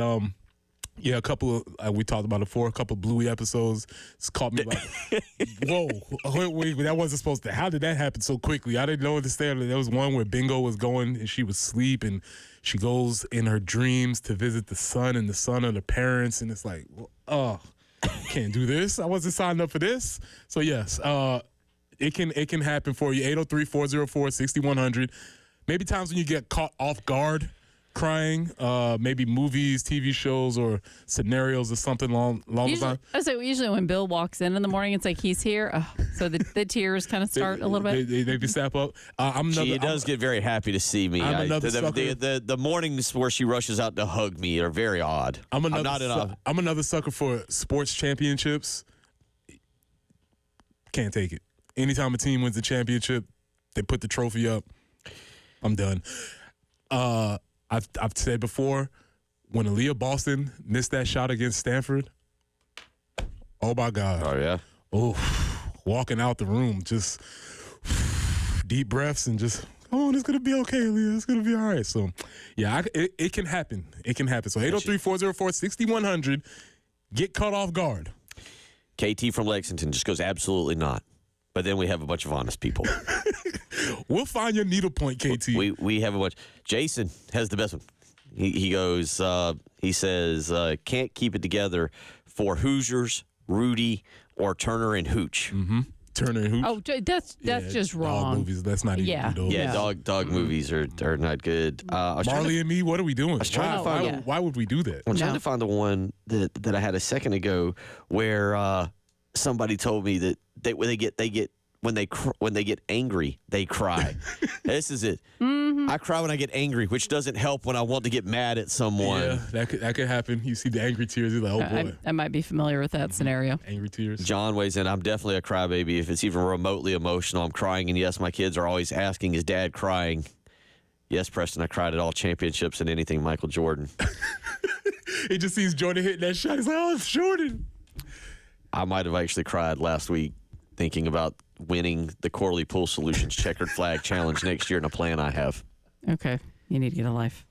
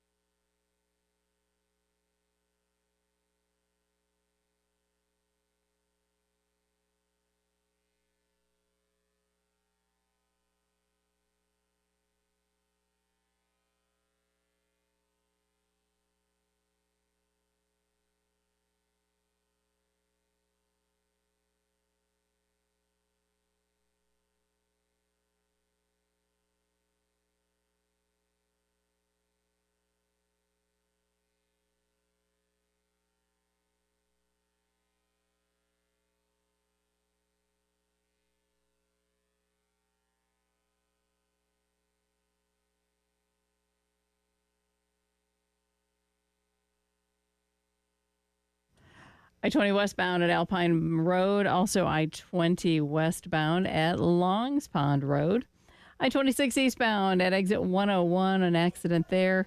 Two more to let you know about. I-77 southbound at Decker and Highway 321 at I-26. 72 with some scattered showers today. Should be seeing that clear out around lunchtime. Then 60 tomorrow, 56 on Friday. That cooling trend keeps on going really through the weekend. It's going to be windy tomorrow and Friday as well. And our overnight lows are going to be in the upper 30s. But currently sitting at about 62 on 107.5 The Game.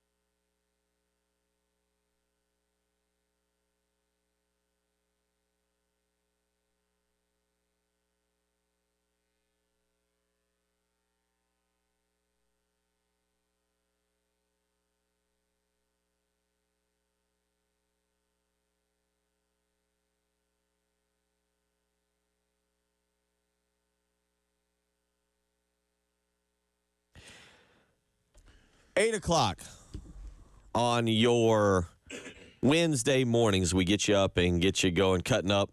I'll try and get to a lot of these text messages as well as we talk about being emotional. I'm glad to see that I'm not the only one that some of y'all's movies, The Little Giants messed me up. Inside Out, yeah, that one was emotional one. That's a tough one. The Disney movie, the Jimmy V speech. Jeff weighs in with phone picture memories, got me a week ago. Listen here, man. Come on. What are we doing with this? It's just all these pictures of, phone memories. Mitch goes with The Little Giants messed me up. Jason says, I cry for just about anything. My wife tells me I'm soft, but anything dealing with my 2 daughters, that's a wrap. Yep. Got a daughter on that. I know all about that. Another texter goes, yeah, that Bluey episode, and just exclamation points. It's come on, man. Well, I did not sign up for that. So we'll keep sending those in, and I'll try and get to those. 803-404-6100. Let's get to the phone lines real quick. Scott wants to weigh in on a moment that'll catch you off guard. Scott, how you doing this morning? Good morning, fellas. Man, congrats on South Carolina season number 1. I've been very, very happy to see them, and especially kids like Boogie and the defense doing so well. So congrats to them. But I tell you, the emotional things, I'm not a crier like Bill, so very rarely do I get emotional about anything. There's been a few sports events that definitely have just made me bawl, and I'm emotional. Number 1 was my daughter when they won the national championship in 2021 at Georgia on the equestrian team, and it was COVID, so the whole team didn't get to go, only the riders and all. And when they pulled those buses in, and everybody was there to cheer them in, from coming home with the national championship trophy, and the rest of the team was booming Queen, and we are the champions. Getting to see them relive that moment and enjoy it with the rest of the team was just, I literally lost at that point because I knew how much it meant to them and how much they accomplished. The other one was Shannon Sharp's speech when he got inducted to the Hall of Fame and talking about Sterling and how he was the second best athlete in his family. And wow, that was just crazy. And to see Sterling crying over it and everything, it's crazy how moments like that can get you. But definitely those are 2 sports moments that just crushed me by all means. I understand. I can definitely relate. That's Shannon Sharp one because you used to seeing Shannon being so bombastic and everything like that, and Sterling is so stoic all the time when you see him. And so the conversation of that was definitely something that I could definitely see that wasn't one that I thought of. But yeah, Hall of Fame speeches tend to get you. A couple of good ones are pretty good. Speeches in general, usually, especially in those moments. So there are a lot of things that can get you. A lot of sports moments that'll creep up on you. So when you're talking about it, that can be a thing that can happen, especially things that you don't know. Oh. What's that? Is this a return? Is that? I think. Appearing from the shadows after a long disappearance? By God!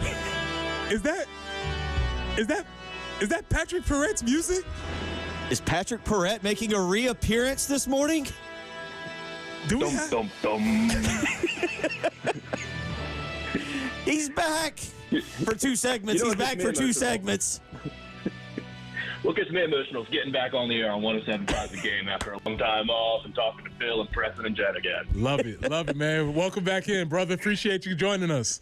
Very glad to be here. Making an appearance out of nowhere. Patrick Paret back for at least 2 segments this morning to talk college football with us. But first, I think I informed everybody, but you have some exciting life news that have taken place over the last few months. Yeah, well, actually, we're coming up on it now, but yeah, I'm engaged now, getting married in February. So yeah, no, a lot has happened since I've been here in Nashville, and wedding planning has, for anyone that's done it or done it recently, because the wedding world is a lot different probably than it used to be. It is pretty much everything that you talk about. So but it's fun. We're getting married in New Orleans. We're getting married on Valentine's Day. It's very fun. Nice. Oh, you're going for the big sappy. Good call. Oh, yeah. So now, has there been any crying at all so far during the process of getting it set up? On my end, no. Well, Patrick, I'm just going to warn you: when you see your bride walk out of that with that white dress on, just take a couple deep breaths. I'm just Hold it telling together. You, just letting you know. Yeah, that conversation's already happened. She's like, "You're not going to be emotional when you see me." I'm like, "Yes, I am." She thinks I'm not an emotional person. Good luck. Yeah. Patrick Rick still, I saw on his Twitter page, still has the picture of him with his wrestler mask on from back in the day and making an appearance, rising back. And he'll hang with us here for 2 segments as he has got a breakdown. You've got a complete breakdown on the college football playoff. And let's start with that last night. You get the new rankings come out. Gamecocks 18, Clemson 17. What was your assessment, not just of that, but of everything you saw from the college football playoff rankings? I think it was exactly what I expected, but not necessarily what I hoped for. Like, all we did was jump over the teams right above us. So Louisville loses, Kansas State loses, Washington State loses, and we jump those 3, and we just kind of fall in line. Not a surprise, because I think at least early, always in the last week, the CFP might like go a little crazy and do what they want, pull the strings they want. But with the AP poll and the CFP poll, like, they're very hesitant to make drastic moves. I think BYU dropping precipitously was a pretty drastic move, and I think it pretty much guarantees or makes very likely that the Big 12 is going to be a one-bid conference. But it would have been great if, like, we could have jumped into 17 or 16 and they give us like a little more credit, because at this point, unless somebody loses right on top of us, we're not determining our fate this week. We're not going to make any drastic moves unless there's a ton of chaos ahead of us. And everyone's playing, in the SEC at least, playing out of conference games, so I don't expect much movement between now and next week. Yeah, we've kind of debated that, as I've said, and I think Preston's agreed with me. The chances of South Carolina getting into the playoff are not 0. That E is not next to their name to signify being eliminated, but it's going to take a lot for them to get in. What's been your assessment of the season sitting up there in Nashville, where Vanderbilt's having their own kind of magical season? What have you observed from afar? It's been amazing. I mean, my first year at South Carolina was the Connor Mitch year, Steve Spurrier's last year. So this is by far the best season that I've seen. I mean, the best team. I think watching some of these offenses, like these high-flying offenses, score 60 points a game, like, that's fun. But watching a defense that just dominates and, like, strikes fear, and, like, you punt the ball and pin someone deep and you're thinking, like, we can legitimately score here on the defensive side of the ball is just so fun. I love watching this defensive line so much. It's just a blast to watch. I think watching a dominant defense might be the most fun thing to do in football. That's a good point. You talking my language. The reason why I wanted to make sure we had you on, is because you laid out sort of some elaborate scenarios that I don't have the brain power to compute. After the changes from this past weekend, I need you to tell me, what do I need to look for to confer the path for South Carolina to make it into the CFP? Yeah, so it is funny because, like, I just needed to, like, look at the rankings and look who everybody plays and just kind of, like, stack it up, because it's not just hey, get in the top 12 and you're in, because that's not exactly how it works. Like, there's a very real chance that number 13 in the CFP rankings is going to be on the outside looking in because of the auto bids. So I've been talking to friends and everything, and they're like, well, we need A&M probably to win out. We probably need Clemson to win the ACC, because then we have wins over the best teams. And when I look at the numbers, I don't really see it that way, because worst case scenario, the SEC is getting 3 bids. Best case, absolute, everything goes perfect, they're getting as many as 6. And right now, South Carolina's sitting 7th in the SEC in those rankings. So we need to start jumping teams ahead of us. And the teams right ahead of us are Clemson at 17 and then A&M up there in 15. So, like, those 2 teams that are going to be some of our most prominent wins are teams that we need to get over. So, like, I think we need them to lose again. I've kind of boiled it down to, like, there are 3 major games that have realistic chances that I think without these 3, I don't see a path for South Carolina getting in. And that would be Notre Dame in 2 weeks traveling to Southern Cal. We got to have them lose, and we got to try and get them out. But they are also at number 6. So how far would they realistically drop with 1 loss? I'm not so sure. But Tennessee has to lose the Vandy. Like, I think that just has to happen. I don't see a world that we can get in without Tennessee losing to Vandy. And then Texas has got to beat A&M. And we got to get those 2 out of us, out of the the path in front of us, and we've got to be fifth in the pecking order in the SEC. I think those are like absolute must, and I just can't really see a world where we sneak in without those three things happening. I'll throw in, too, just because when it is a human committee and they want to add some spice or they want to – I think you've got to have Colorado lose to Kansas as well, which would leave BYU pretty much as the team that could get in, depending on how that Big 12 championship game goes. Colorado sitting at 16. If Texas beats Texas A&M, depending on how the ACC shakes out, you would probably eliminate Miami or SMU. You mentioned Tennessee. It wouldn't be a shock for committee members to be like, you know what's a good idea?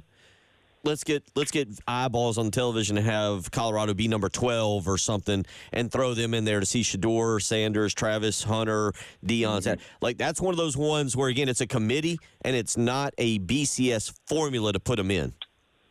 Yeah, and when I think about that part of it, I can see that being a negative for us and a positive, like what you just said. Having Colorado with 2 losses or South Carolina with 3 losses. I mean, if Colorado wins the Big 12, then it doesn't matter. I mean, they're going to be in. But those little decisions. But then I think about the human element and what they did to Florida State last year, where they said, look, this team is not the same team without their quarterback. So we're judging the team that is going to be heading into the playoffs, not the team that has played the last 10 games with Jordan Travis.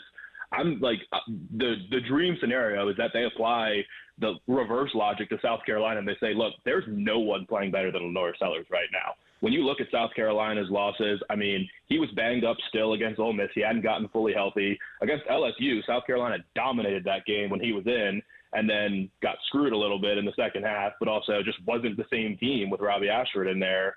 Maybe they say, look, this South Carolina team with Lenore Sellers playing this way, you just can't make the argument that they're not one of the 12 best teams on paper.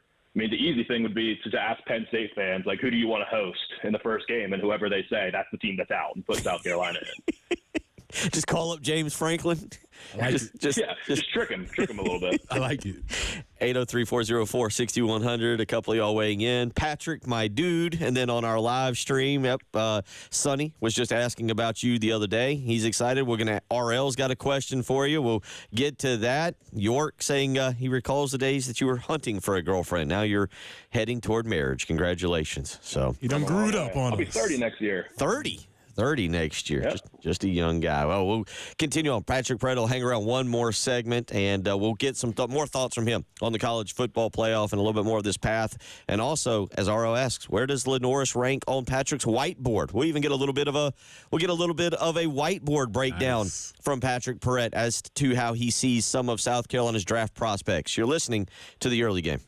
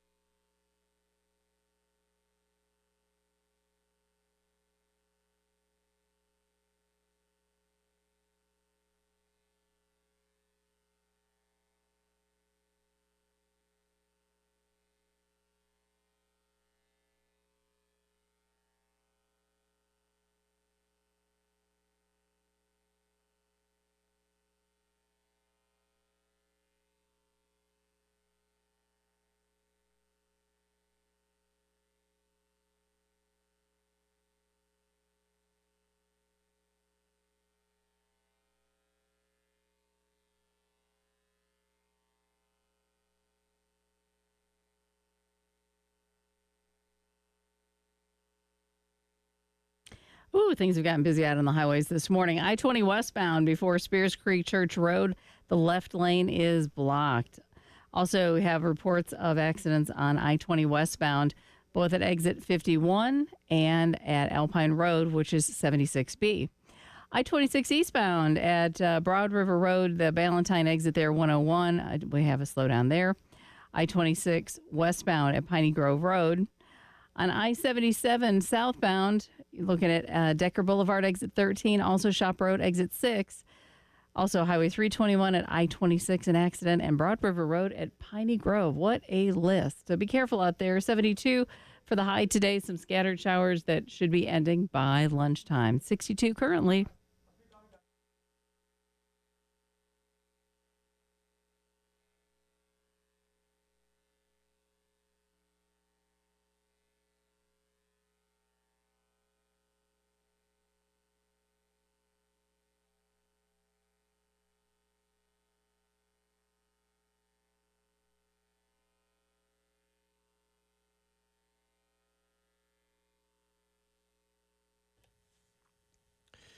$8:20 on a Wednesday morning, joined by our good buddy, former co-host of the program, Patrick Paret, who is growing up in life, 30 years old next year, set to get married. Valentine's Day. Is that a risky move, Preston? Because you're never going to forget your anniversary if it's on Valentine's, right? No risk. That's a low risk activity. It's a good call. Yeah, and honestly, that's what I was thinking too. Yeah, can't you just merge things? Like, okay, you get an anniversary gift and Valentine's. Yeah, you're all set. There you go. Yep. Very smart. It's just got to be an extra special gift every year. Okay. Well, you got to basically double it up. It's like if your birthday's on Christmas, you can't just be like, all right, one present. You've learned well. Nicely done. You're on your way, sir. Wise beyond his years. So New Orleans, real quick, how did y'all settle on New Orleans? You two were kind of worldwide travelers. I remember when you were here, you took off and you went to, y'all made a run through Texas there that y'all really enjoyed. Yeah, we did. I'm actually going to Texas tomorrow, too, for my bachelor party this weekend. Oh. But New Orleans, I mean, we just got engaged in New Orleans. It was our first time ever having been there, and we were trying to decide where. I mean, we always kind of thought we were going to come back to Columbia and get married in Columbia, and then when we talked about it more, there's just, like, a lot of character and fun things with New Orleans. Like, if anyone's ever heard of a second line, it's like right after you get married, you do like a little parade with a band walking you around. And we were just thinking about it, and just there's a lot of fun stuff that can happen there. And it's a little bit of a destination, but I have a ton of family from there. So I grew up going there all the time, and it just seemed like a very fun place. And there's nothing in Nashville that was like that seems like a special place to us, or like the more we talked about it, Nashville just didn't seem to like be the right answer. So in New Orleans, we picked pretty quickly, but everyone's super excited about it. Good call. Super romantic city. Awesome. Beautiful buildings, a lot of architecture. It's awesome. Good food. Great food. Good call. All right. Well, congratulations on that. Patrick Paret again swinging through this morning to give us a breakdown. He had a big college football playoff breakdown to how South Carolina gets in. But let's turn to one of your specialties, the old whiteboard that everybody was so excited for you to have. Where do you have now Lenore Sellers? Let's just start with SEC quarterbacks. Sellers, we've had Brad Crawford on. Brad Crawford had Lenore Sellers 15th in his preseason rankings. I believe he's now moved him up to 5th. Where would you have Lenore Sellers in SEC quarterback rankings right now? I think his floor, honestly, would be number 3.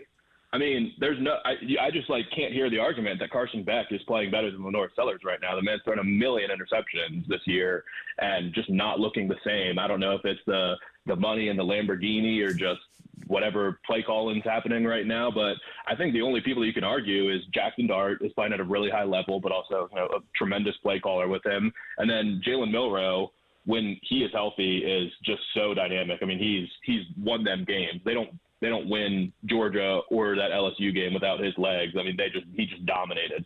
So I would say those two. And then right now, no one's playing at a higher level than Lenore. I mean, Garrett Nussmeier's been good this year, but he also throws a ton of picks and just he gets rattled. Like a couple things have happened that he's just fallen apart and looked broken. So I mean, he needs to go pro. I think he'll go pro. I think I think he might be him and Beck might be like the only ones that are going pro this year. But like Lenore's is definitely playing better than Quinn Ewers right now. Pavia, I wouldn't put Pavia. He's fun to watch, but I wouldn't put him above Lenore's. I'm saying Lenore's is the third best quarterback in the SEC right now. That coincides with what Aaron Murray had as his top 11. He had Jackson Dart 1, Jalen Milroe 2. And so that you're locked up with Aaron Murray if that makes you feel – I don't know if that makes you feel good or bad. I don't mind Aaron. He called 2 games ago, I think he called, something like that, and he was okay. Okay. I didn't mind him. So that brings us to something we've discussed a little bit this week, and you kind of brought up watching the defense play. Patrick, how do I say this? Project. We're trying to decide first-round draft picks on that defense. Obviously, it looks like if Dylan Stewart will continue to progress, he could be one. Kyle Kennard maybe has not moved up quite as much in some of these most recent draft projections as I thought. The one that surprises Preston and I a little bit, TJ Sanders is popping up on CBS Sports draft projections. Nick Eamon-Wari was on one from, I believe, last week. Your thoughts on this defense and guys being drafted, in particular Sanders, Eamon-Wari, and Kyle Kennard? Yeah, I think I'm surprised, too, that Kennard hasn't been higher. Like all three of these guys, this pre-draft process is probably going to decide whether or not they're going to be first-round picks. I think people are just seeing, like, TJ Sanders is just a freak athlete for his size, but so is Tonka. I mean, we have, like, this defensive line is just so ridiculously athletic for the size they are. TJ and Tonka will both definitely be drafted. I think Eamon-Wari probably has the best chance to be a first-round pick because they're just that size. Like, there's really not too many safeties that are that imposing in the NFL right now that can move like he does, have the ball awareness that he does at that size. Like, I think he's going to get comps to, like, Cam Chancellor, but just actually better at getting after the ball and, like, more athletic than Cam Chancellor. Like, I would be really surprised if Eamon-Wari's not top 50 at the least. He's really just kind of built different. So where do you kind of project Kyle Kennard at this point with the season he's having? I keep trying to watch him to see, like, how – like, he's obviously explosive and he's a really advanced pass rusher. It's going to be really interesting how people stack him up with basically 4 or 5 years of not that much production, then just exploding when he moves up to the next level. Like, it's kind of uncommon. A lot of times you'll see guys dominate at the FCS or mid-major level, and then they move up, transfer up to the SEC, and it's not as dominant. But, like, Jared Verse did it for 1 year at Florida State, and he was drafted in the first round. Now he's probably going to be the defensive rookie of the year. Kennard, there's nothing, like, fake about it. You can't watch. Sometimes you'll see a guy that has 1 year of production, and it's like, well, was that real, or was what I saw the first 3 years real, or was what I saw this year real? He is just dominating every single game, but I'm not sure what his 40 is going to be or his explosive testing, like the broad jump or the high jump or anything like that. If he tests really well, he could definitely be a first-round pick. But he's also a little bit older, and they like to go with the younger, more raw guys that they can mold. So I think he's probably going to end up in the second round, but he's definitely going to be a really high draft pick. And it's kind of the same discussion with that draft people had with Xavier Legette last year, where it's like he just was one of the best receivers in the country as a senior, but what happened freshman to junior year, and all the NFL scouts and everything were trying to make sense of just the career profile that Legette had last year. Where would you put O.D. Fortune based on the year he's had? I also would put him in day 2. He's been phenomenal. I mean, there's some really good corners in this class. Obviously, Travis Hunter will probably be the number 1 pick, and then Will Johnson from Michigan will be top 10, 15. He'll be the next corner off the board for sure, but you don't have to go too much further to put O'Donnell Fortune's name in the mix. And he's played a lot of football. He's very experienced, and he's been locking people down this year. I've seen PFF grades that, like, he's the only person with a 85-plus grade in zone and man coverage. So he can mix it up. He can do everything, and I think he's clearly a day 2 guy. I think TJ Sanders, Kyle Kennard, Eamon-Wari are all clear day 2 guys, and then Rocket will get drafted. Josh Scheiman will get drafted. Like, we're gonna have probably between 5 and 7 draft picks this year. It's a strong number, and then it'll be interesting to see kind of what happens with some of the younger guys, Tree Babalade, Josiah Thompson. You can throw in Lenore Sellers later on in his career and kind of see where guys actually end up being. And we look at this team, kind of similar to what we ended up looking at, I think, the 2011 team or the 2010 team when they flash up that starting lineup against Alabama, that starting defensive lineup. And I think it was like 9 out of the 11 starters all eventually saw some kind of time in the NFL. I think it was something like Shaq Wilson and either Tony Straughter or Josh Dickerson that were the two that didn't. Patrick, man, it's been great to hear from you. We're definitely not going to let you go this long without joining us again. Yeah, happy to do it. I mean, hey, maybe something crazy happens this week and the rankings shift around and there's more to talk about next week. There's not too many big games on the schedule, so I don't think it's going to be that drastic, but maybe Colorado gets nipped by Kansas or something like that, and it becomes a lot more interesting next week. Well, we would definitely drag you back in. It's been great to hear from you. We miss you down here. Preston was asking about you. A lot of the listeners have asked about you, so it's good to hear from you this morning. Yep, always good to be back on. I have nightmares about the LSU game every day, and that will haunt me for the rest of my life. Totally understand, buddy. We'll catch up with you soon. All right, we'll see you guys. Appreciate it. Old Patrick Paret. Coming out of nowhere like The Undertaker. Mm-hmm. Got to keep an eye on that music from now on when it pops up. You know who's back. 803-404-6100. I got a lot of people who cry about some stuff. Nice. We're going to get into that. You're listening to The Early Game.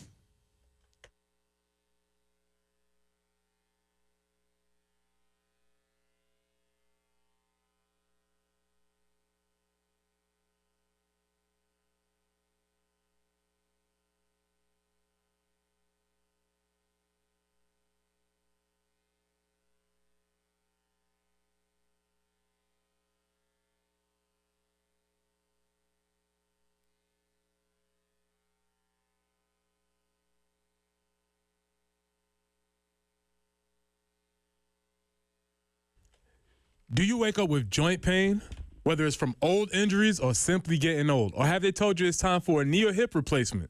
Well, stop what you're doing and listen. You deserve a life of comfort and ease with QC Kinetics.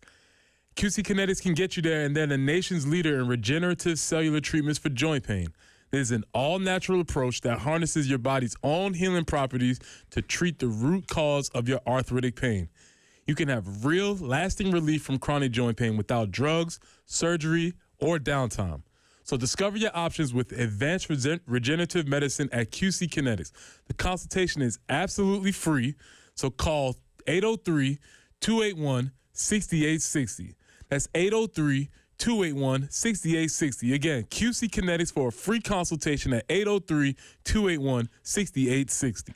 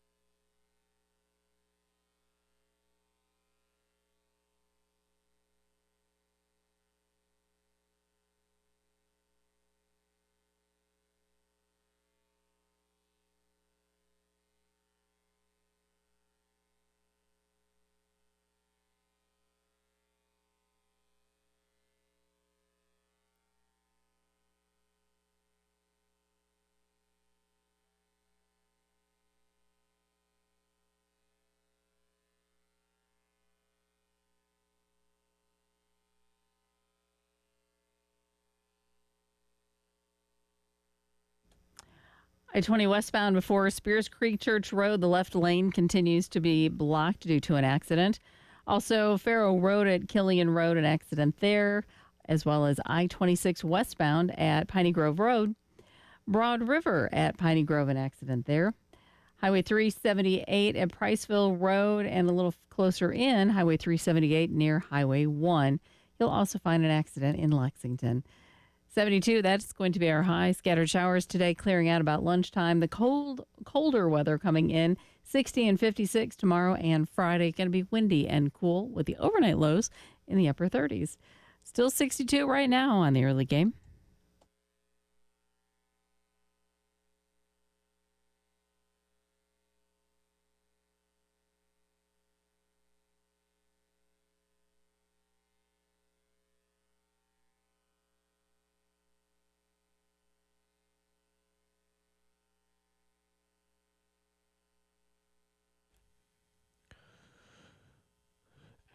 Eight zero 404-6100. Want to remind you tonight we have basketball, women's basketball at Clemson, 4:30 pregame right here, 107.5 The Game, 5 o'clock tip-off for the women at Clemson. And tomorrow night, we've got men's basketball. You have the 6:30 pregame show on ESPN WISW 1320. That'll be the pregame show while Carolina Calls is going on. At 7 o'clock, we'll shoot over to Derek Scott and to Casey Manning for the tip-off. 7 o'clock right here, 107.5 The Game. And if you don't want to listen to it, you want to go, well, guess what? Right now, we'll take caller number 4. Caller number 4 can win a pair of tickets to tomorrow night's basketball game. The men taking on Mercer, 7 o'clock tip time at Colonial Life Arena. If you want to go to that, caller number 4 right now will win tickets, 803-404-6100. Caller number 4 can win a pair of tickets to tomorrow night's men's basketball game against Mercer, 7 o'clock tip time. Jen, let's hear from old Coach Beamer right now as he talks about his emotions and the emotions of the senior class. As far as the seniors and their emotion, yeah, I mean, we'll talk about it that, you know, we talk about it each year that they'll be the emotions of that, and then you've really got to put an end to that. You got to go play football, you know, because they'll come out of the tunnel, they'll see their families, they'll be recognized, and then they got to go back in and put their helmets on and then get ready to come right back out and play football. So that's always something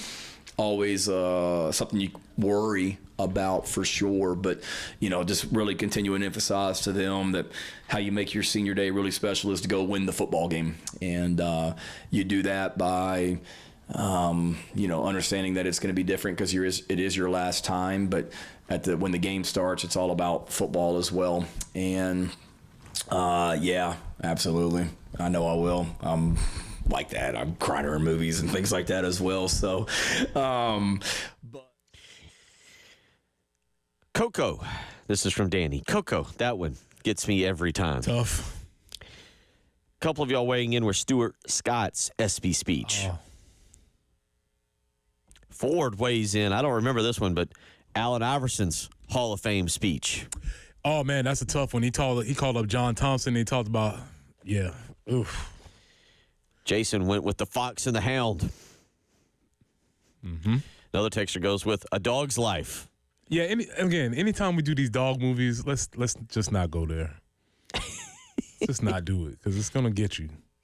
803-404-6100. I'm with this texter. 2001, when it plays every time before the game. Chill bumps for sure. I don't get towards crying, but I did maybe slightly. I believe the one game I went to, they were playing Hold My Hand with Darius, and everybody in the stands was singing, and I was looking around, and I was like, wow, this is really nice. So on your senior day, did you tear up? Were there a few tears at any point? I don't know if I think maybe I was trying to be a tough guy, you know, trying to maybe hold it together because, again, I had my mother with me, and I was trying to maybe hold it together for her, but definitely emotional for sure. When do the emotions start? Are they starting now for players? I think it was somebody said yesterday that hadn't even, I think it was Juju McDowell, I think, who said he hadn't even really thought about it until now. Is it Friday night you look around, you're like, man, this is. Of course, you'll go to a hotel room. You probably not. I would say yes. I would agree with Juju. You're probably not thinking about it now because you're just in your routine of whatever you normally do. But it's, again, when you see your parents walk on the field, or if you have little brothers and sisters who finally get a chance to walk with you, or whatever the case is, you see your family in that moment.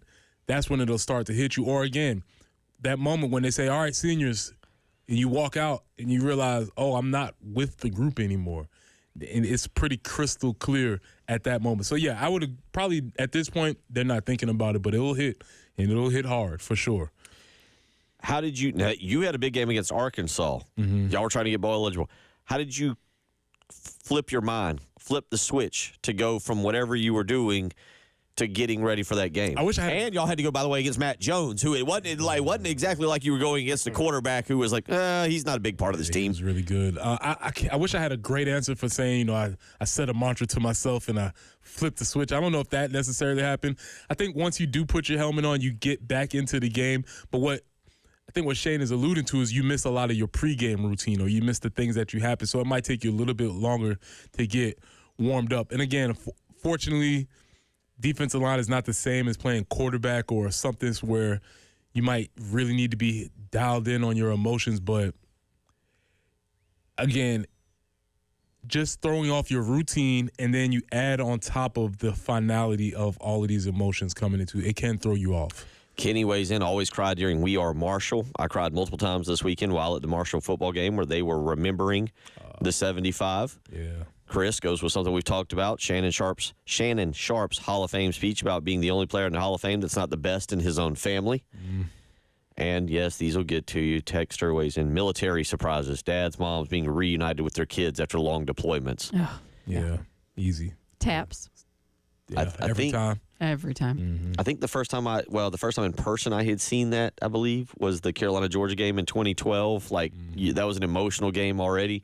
And then you had that happen, and it was just a very emotional moment, and then led into the game. Yeah, while we're talking movies, sports, it's kind of weird, but any 30 for 30s, you put the 30 for 30 on and something happens and somebody overcomes something, I'm like, oh man, I can't take this anymore. 803-404-6100, the co-pilot weighs back in. While in the Marines, my friends and I were watching Rudy one night in Japan to prepare for the upcoming college football season. At the end, one guy looked at me and asked if I was crying. A big punk rocker from upstate North Carolina replies, "Shut up, man," as tears fall down his face. Yeah, and there's but a bunch of dudes around, and we're all like, you crying? I'm not crying. I'm crying. What's going on with you? 803-404-6100. We'll come back. We'll wrap it all up. We'll cry a little bit as the program ends. We'll get into that. You're listening to Preston Thorne, Bill Gunner, Jen Jensen. It is the early game.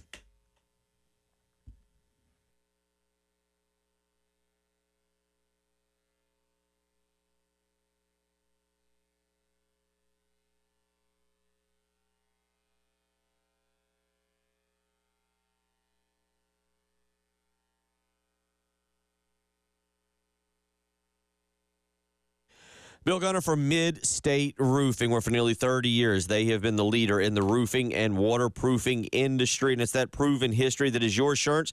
They will get the job done in a manner both safe and pleasing to your operation, and most importantly, they'll keep your operation dry and running long into the future. 24 hours a day, 7 days a week. Mid-State Roofing is ready to handle your phone call, whether you're here in Columbia, Florence, Myrtle Beach, maybe you're in Charleston, maybe you're in Augusta or Aiken. Mid-State Roofing is ready to take your phone call with an on-call technician or a Mid-State Roofing employee. So give them a phone call today, 803-356-1919. Again, that's 803-356-1919. For more information, you can check them out on the web, midstateroofing.com. Again, 803-356-1919. You know what they say. If you've got a leak, let Mid-State Roofing take a peek.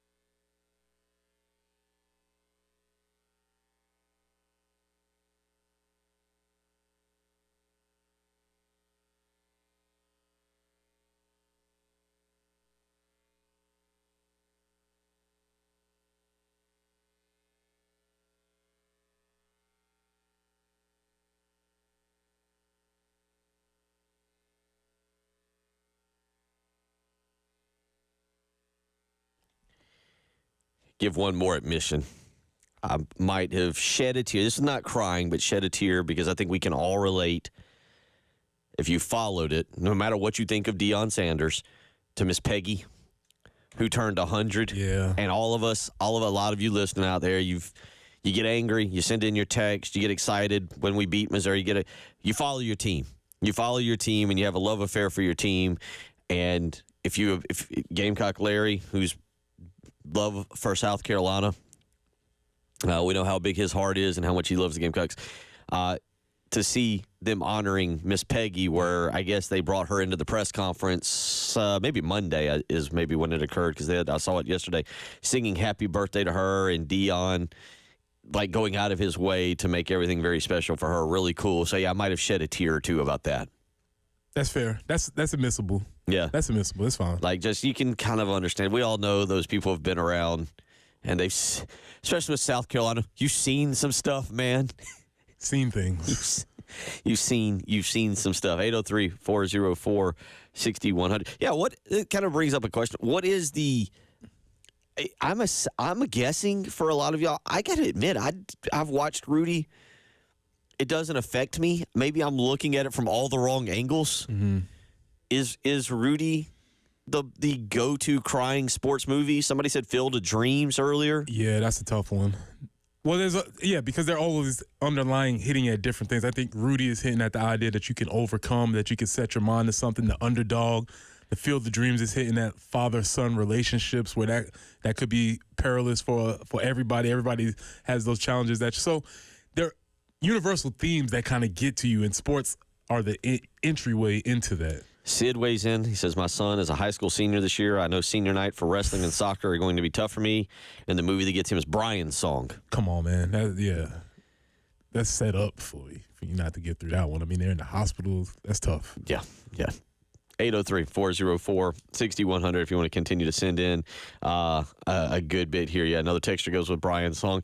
Yeah, I didn't know. Adam weighs in Brian's Song easy. So yeah, that's a slam dunk. Although it's a little bit different path than Rudy. I'll say that. That's a number one seed. Okay. CFP crying sports movie for sure. We'll have to revisit that as we'll get ready. Reminder, get out there early. This is Shane Beamer. I tell you what, let me see if we've got this here.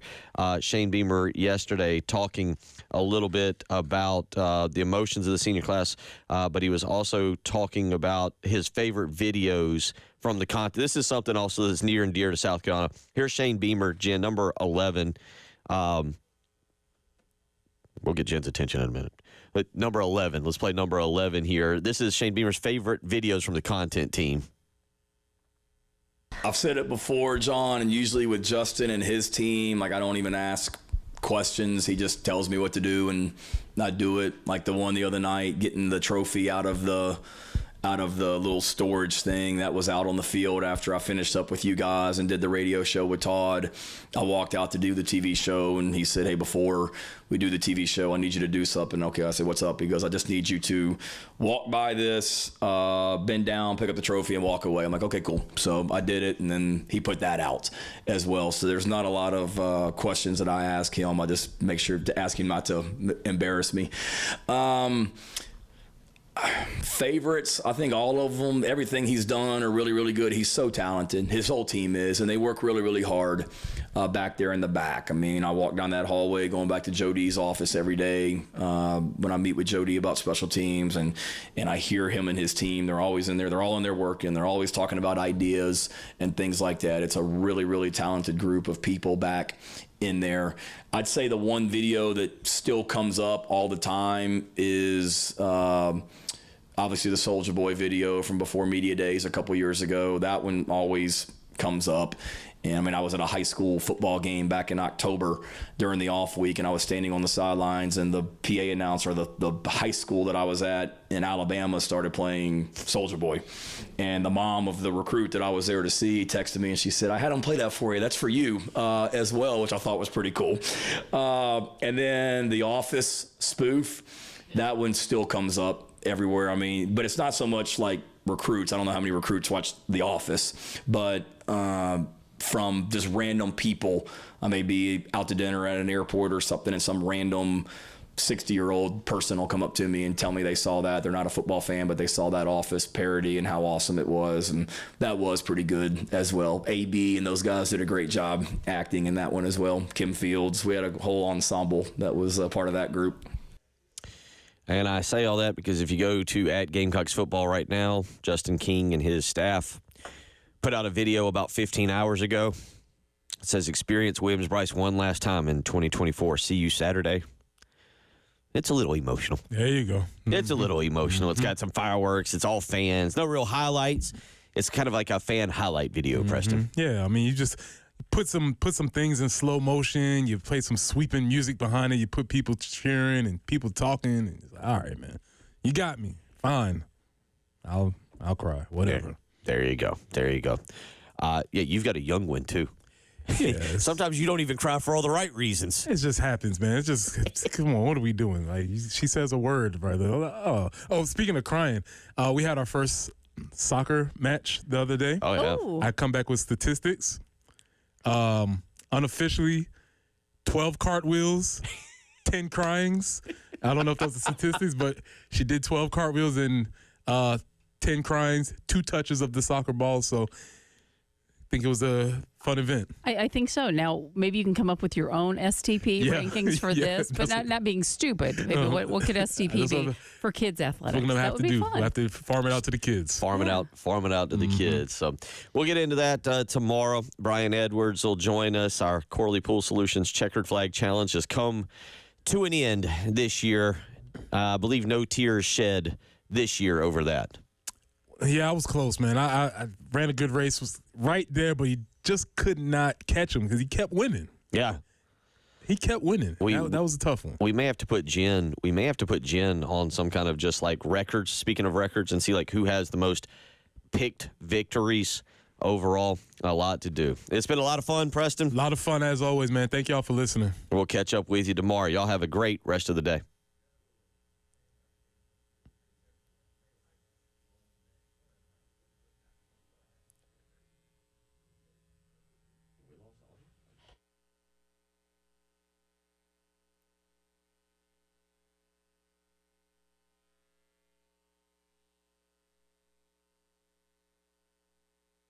Bill Gunner for Old Timey Meat Market. Well, it's Wednesday. That means starting to think ahead to the weekend tailgate. What are we going to do? What are we going to plan? The final game at Williams-Brice Stadium. What have we got lined up? I don't know. We'll have to go to Old Timey Meat Market today. Maybe take a look at those bacon cheddar burgers. Maybe we need a little snack leading into the game. Something like the chicken salad that's always delicious when you put it on a Tostitos chip, little hot sauce. Maybe we want to think about breakfast this weekend. Bacon. Their thick-cut bacon is always delicious. Or the weather's changing. You know one thing that Old Timey Meat Market has that some of you are not aware of? Homemade soup. That's right, homemade soup. You can never go wrong with good homemade soup from Old Timey Meat Market. Find out for yourself.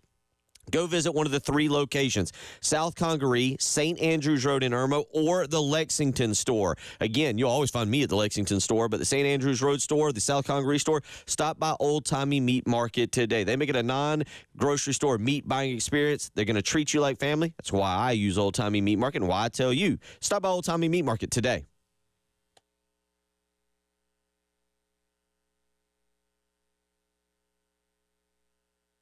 Reminder, coming up here on 107.5 The Game, we've got 4:30 pregame today for the women's basketball game against Clemson. 5 o'clock tip-off tonight, Preston. That's, it's a rivalry game in the sense that they're in the state for women's basketball. Yeah, they're there.